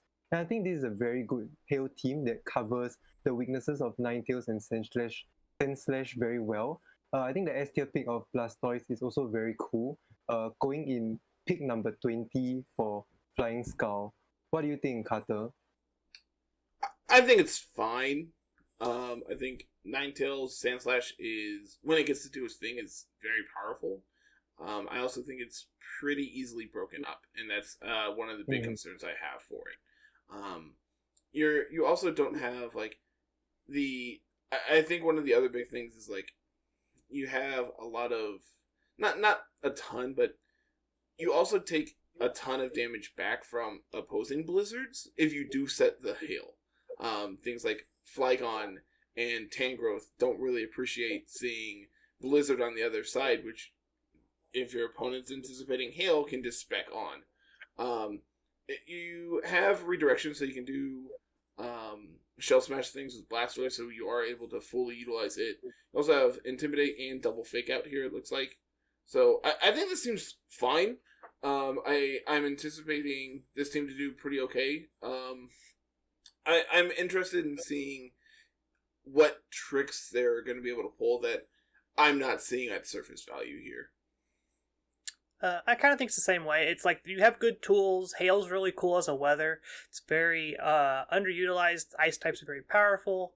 Like Carter said, you don't have a ton of like bulk on the backside of it.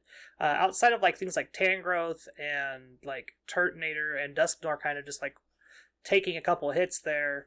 Ninetales, as we all know, isn't super duper bulky. Neither is actually the Sandslash with 2 4x weaknesses here. And the fact that there is a good chunk of shared weaknesses between like Ninetales, Sandslash, and Tangrowth, the Pokemon you probably all want to bring together, it means that your opponent doesn't have to prep super duper hard. You can just bring one fire type attack or one fire type Mon to kind of just hit all three of them at the same time. Outside of that, your C tier picks are kind of cool. I like Electabuzz. I like Flygon. I wish Flygon all the best. I hope it does really well. It has not performed well in previous leagues that I've known of. The only one I've seen that do well is Karibo's, if I remember correctly. And then Turtonator is another like powerful C tier pick that I had on my radar, but got picked before I got to pick it up. I had to make a choice, and I picked my water type instead of my fire type, which we'll get to my picks. Probably I'm coming up, so we'll talk about that when we get there. Yeah, I think overall it's quite a solid team in my view. The ice core, I think Flying Skull's done really well in protecting the 4x weaknesses. He's got resists or immunities to all 4 of the yeah, it's 4. No, it's 5, sorry. Yes. Because he's got the ice weakness in Flygon. He's got a few resists on as well. So if he's playing the switching game very well, he can pivot quite well. He also has that Scrafty as well, so he can like pivot in the Intimidate every now and again, which is really cool. Scrafty does get access to Snarl as well. Am I It correct? does, yeah. Correct. Yep. Yeah, so it's very good at disrupting the enemy team, as well as Ninetales also able to set up the Aurora Veil, a very fast Aurora Veil as well. So we can see what it does. Overall with that, I do like Blastoise as well, because of its G-Max move. Just like the Charizard and Venusaur, you're going to get that residual damage unless the opponent takes a water type. Dusknoir as well. People like Dusclops because it's super bulky. Hello, Dusknoir is also super bulky as well. So it can be, it can do trick. He has Trick Room things as well. I've even seen Sand Slash in Trick Room. I mean, it's Because slow still enough. 65 Yeah, speed. it's Slow slow enough. enough that it So you can can you can still play Sand Slash in Trick Room, and then you can, when Trick Room ends, hello, just switch in the Ninetales. Boom! Now you've got super fast team. Let's get to run. So yeah, I think there's a lot of creativity gone into this draft, and that's why I've given it an 8. Yeah, good points in general. I think riding off what Sweet said, I feel like these C tier picks are very good value mons, and I feel like they can hold themselves well. I think Electabuzz can be quite cool because it only has one weakness. Then overall, I'm quite impressed with like the presence of a Firewater Grass and a Fairy Dragon Steel core. Then I think this team might struggle against like hyper offensive Tailwind teams because the fastest mon is essentially Sand Slash and it's pretty slow.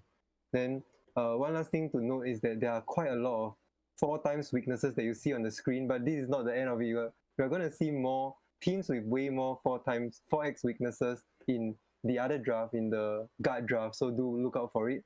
But I think that Flying Skull, like what Sweet said, really covered these 4x weaknesses well, but it goes to show that like this is just part of team building. Like the question is, are you able to put it into practice and make good switches when the time comes? Next up, we have Team 21, Carl's team, the St. Louis Snorlax. Oh, this is such an awesome team logo. Picking up Snorlax in pick 1, followed by Mimikyu, and we do know that Snorlax and Mimikyu do work well together. Then, in my opinion, generally very diverse speed tiers and interesting like general bulk in general. Sorry, I keep repeating general, but we do see a few non-fully evolved mons, and I'm not sure if that's the best for the team. What do you think, Carter? I like this team a lot. At first pick, I said that Carl's draft is probably one of the strongest in our divisions, and at like going a little deeper into it, I still stand by that. Like Quagsire, I think is super underrated. I think Lantern is super underrated, especially since you're able to do Storm Drain Cradily things here next to Sneasel. You can also just slap on Water Absorb on both of those mons and have residual healing on both of them. You have your Trick Room mode with like Snorlax Mimikyu to be able to set it up. You have like Cradily to be able to come in there, Musharna to be able to come in, Lantern and Quagsire, Dottler to an extent too. Dottler's extremely bulky, so it's going to be extremely difficult to be able to take out before it gets to set up Trick Room. Overall, I think this seems really, really solid. I have no comment since this is my team. I couldn't fairly grade my team. I gave it a 1 because I'm not that kind of person. I'm very humble when it comes to this stuff, so I'm just going to let everybody else talk about my team. I'm good. Fair enough. I think they touched on non-fully evolved mons, but I have more. So I think I have 4 in Carl pick 3. So yeah, I think you've got some good options. I do feel overall the offense is slightly lacking. Besides, you have the belly drum Snorlax kind of thing if you want to do that. And apart from that, I think overall you do need a little bit more offense after that. However, doesn't mean to say you can't wall out an opposing team. So if you're able to play the long game and kind of just chip away every now and then and reducing the opponents, it does really well. There is no intimidate, which is another big thing. But and no fairy resist as well, which can be quite big. So people can just, if you don't know what move to hit, just hit a fairy move and you'll be fine if he wants to switch. So I think overall it's pretty solid draft. Overall, but I think if you're able to deal with Snorlax, the kind of team falls upon itself, in my mind. Overall, I think this is pretty solid team, but it does require heavy setup to get itself going, and it doesn't have redirection, so it might be a little bit tricky, but these mons are just way too bulky, and I feel like Carl can almost always set it off. This team reminds me of Skyle's team just now. Skyle's team has Porygon 2 and Corviknight. In a sense, that's like unlimited healing, with Recover, Roost, and then on Carl's team here we have like Snorlax with Recycle and a lot of other options, and with the Mandibuzz to go for Toxic to form a very good Toxic store strategy. Skyle's team had Toxic Croak there, also can go for Toxic. That could be interesting. Mushana also can get Moonlight. Yeah, Credily gets Recover. I think it's one of the most teams that I've seen have recovery moves all at the same time. So Carl really needs to sort of use all the bulk to stall the game out, and at the same time try and put on offensive pressure as well. With Snorlax with the option of Belly Drum. Yeah, I think Dottler is also a mon that cannot be underestimated. It is as bulky as Porygon 2 and it can set up Trick Room quite reliably. Today I learned that Mandibuzz gets Toxic. Legitimately, I had to go fact check that one. I'm like, there's no possible way. Secrets are out. Secrets out. What Thanks for ruining it. LML is that we did see Mandibuzz put in work for the Xerneas Mamma Mia team, really using Toxic Stall with Snorlax and Slowbro, going for Heal, Pulse, and Recycle, and really stalling the team out. That's so we did amazing. See before here in Littleroot Lessons, yeah. I really love Sneasel plus Dottler actually as non-fully evolved mons, and I do think that Carl can put in very, very good work with these mons. Oh yeah, Sneasel and Credily won LML from our team to Infernape and Humble beyond. brag. So, so here's the last team from Cotton Division, Cincinnati Cryogonals, and Lim choosing Cryogonal as his mascot. And Lim, in Season 3, if we recall, drafted a mono psychic team. So, at the beginning of the draft, he drafted Politoed, Kingdra, Rotom Wash, Seismitoad, and we really thought, based off these two wheel picks, that he's going to draft a mono water team. But in the end, he came out with sort of a semi-water plus semi-electric team, which is a bit interesting. What do you guys think? I honestly think, had you all not mentioned in the middle of the draft that he had 4 water types, I think he would have done it. Overall, though, my big problem with having 5 water types here is that they all share a lot of weaknesses.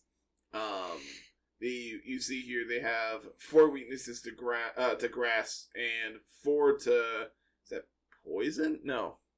Ground. 4 to ground. It's got so 4 electric types too. Yeah. So it's really difficult to be able to position yourself well with this team, I feel like.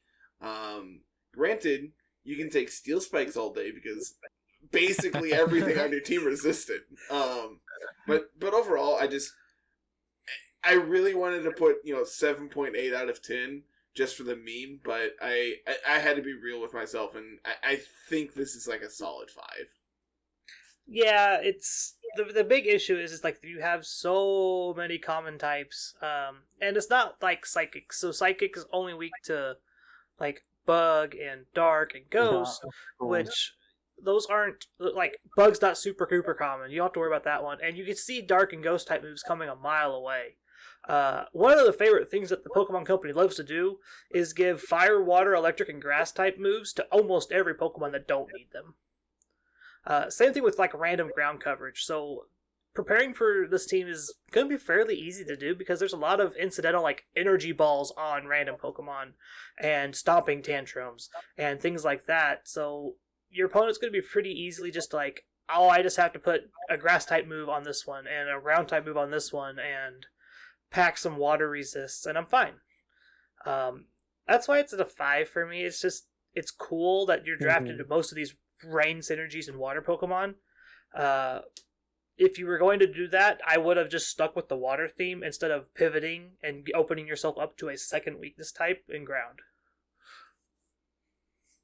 Yeah, I think Jerry went a little bit higher in the 6, just for the fact that it is Politoed Kingdra, and everyone knows how good it does. If you want to counter Politoed and Kingdra, one option can be Max Quake to set up your boosts. But having the Rotom Wash in there just says, nope, I'm fine. Even granted, you can switch in the Ludicolo and just take a not very effective hit into it as well. Yes, they do get the boost, but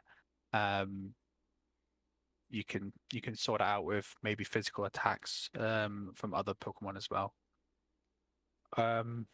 I do kind of like one thing to note as well, the Charger Bug as well. Pick can be quite interesting. It does boost like a lot of these mons' offensive pressure isn't like the best. It's good, but Charger Bug with that battery does make the special attackers just hit that little bit more, which could be good. Which people can forget to calc against it, so they might not expect a Charger Bug switch in just to boost a Kingdra attack in the rain and just get that extra bit of damage it needs to secure a KO. Wow, that's a super interesting point. That's like double life orb on Kingdra.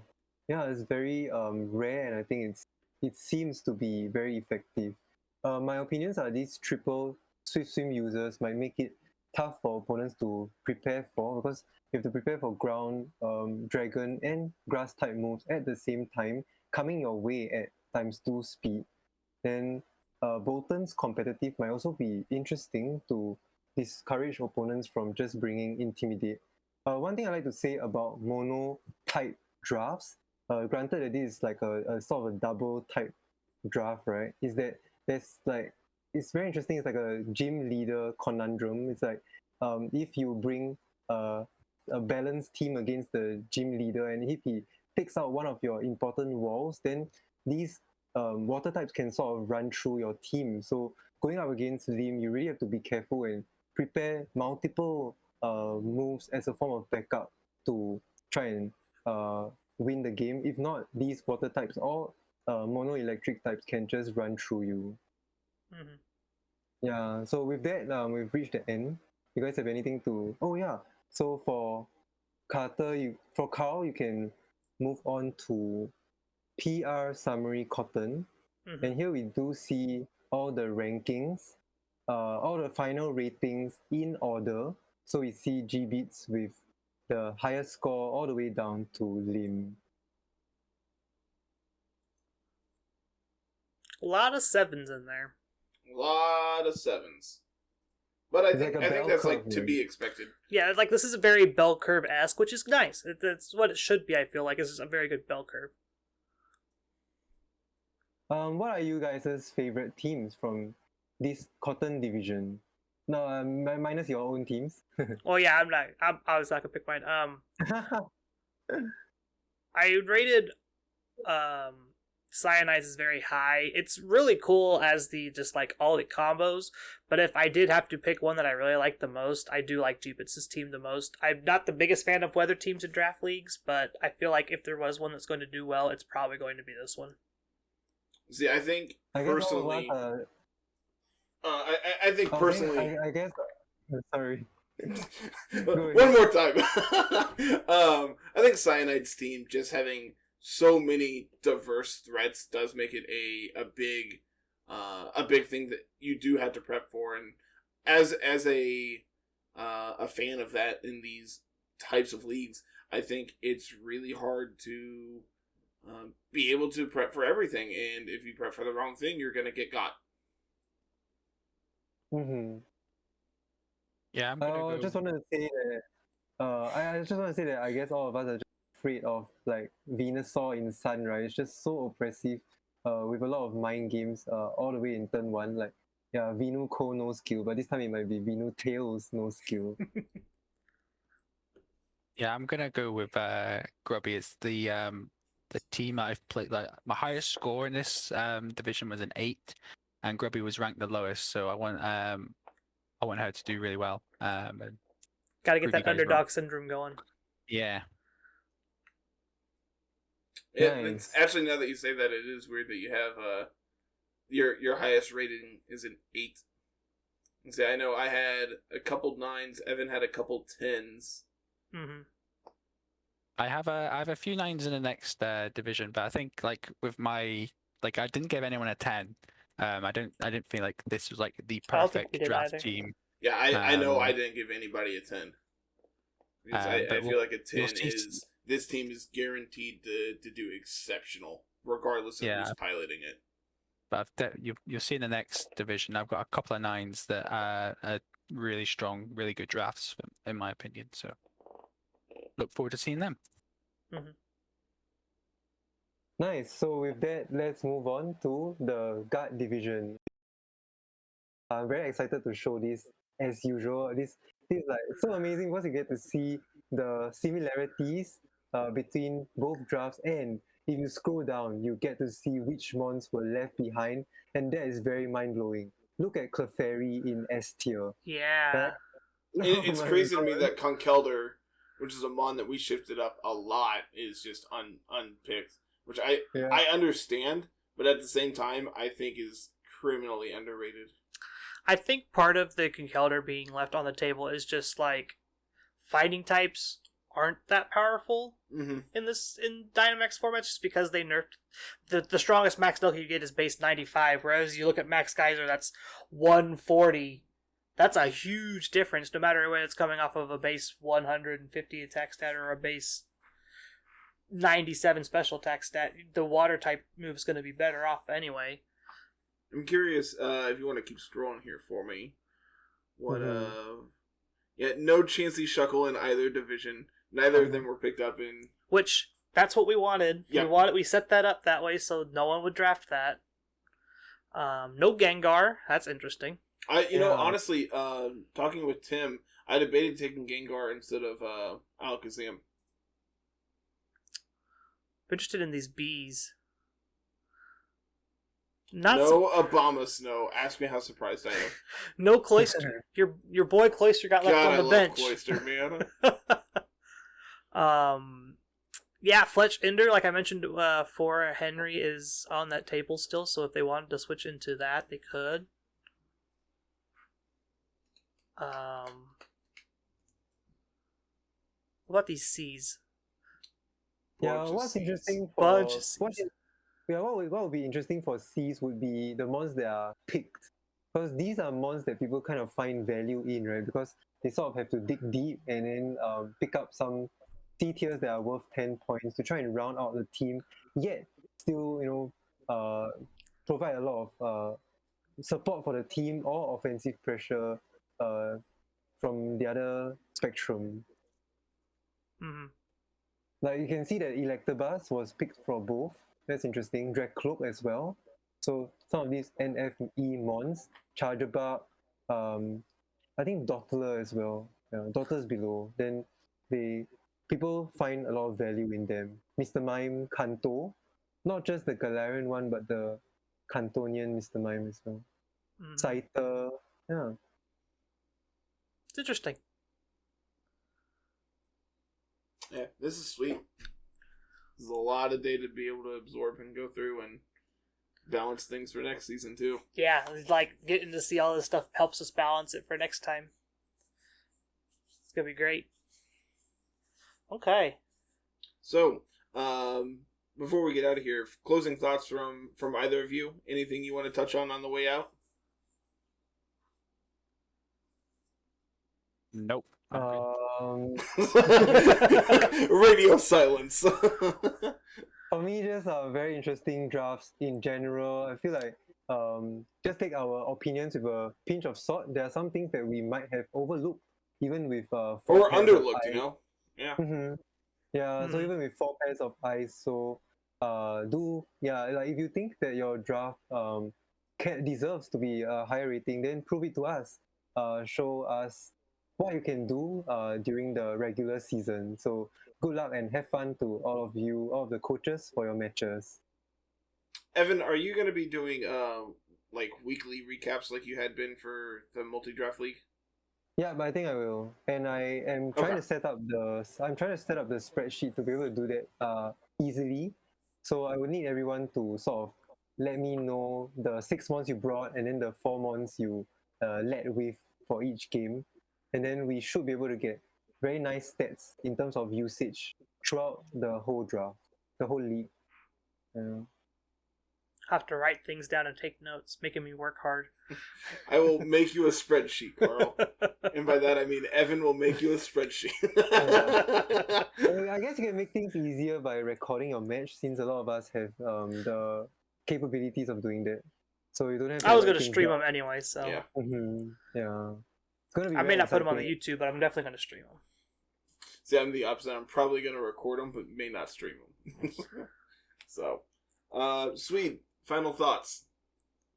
If you face me in draft league, don't be scared.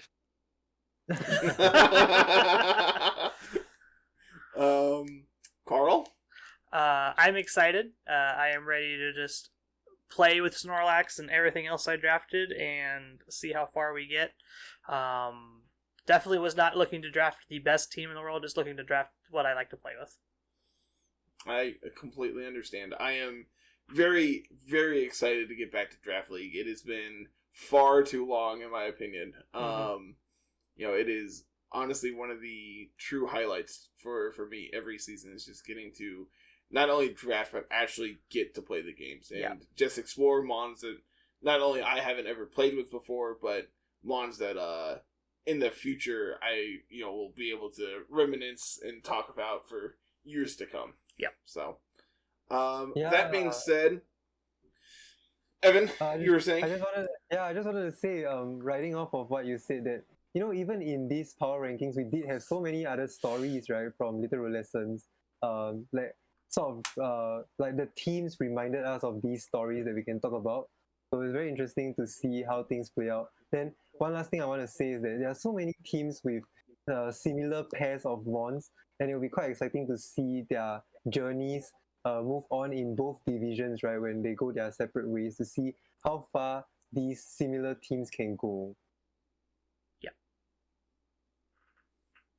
So, I think that's it.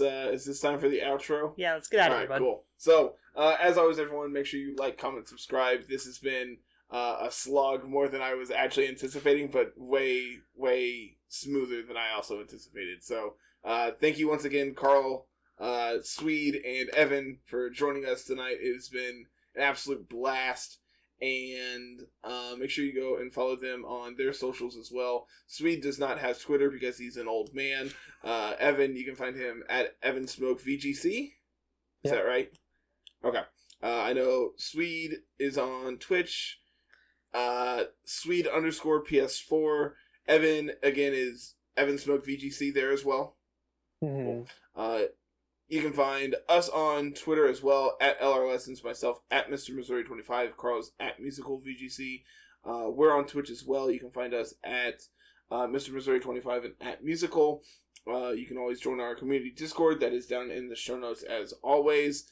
We have our website where we're going to be, I'm assuming we're going to have all kinds of Draft League stuff up on the website here shortly as well. Probably should have it, yeah. Cool. Soon-ish. And let's see, we have the Rumble this next Wednesday, so if you're interested in playing Series 10 and not paying for it, you can always join that.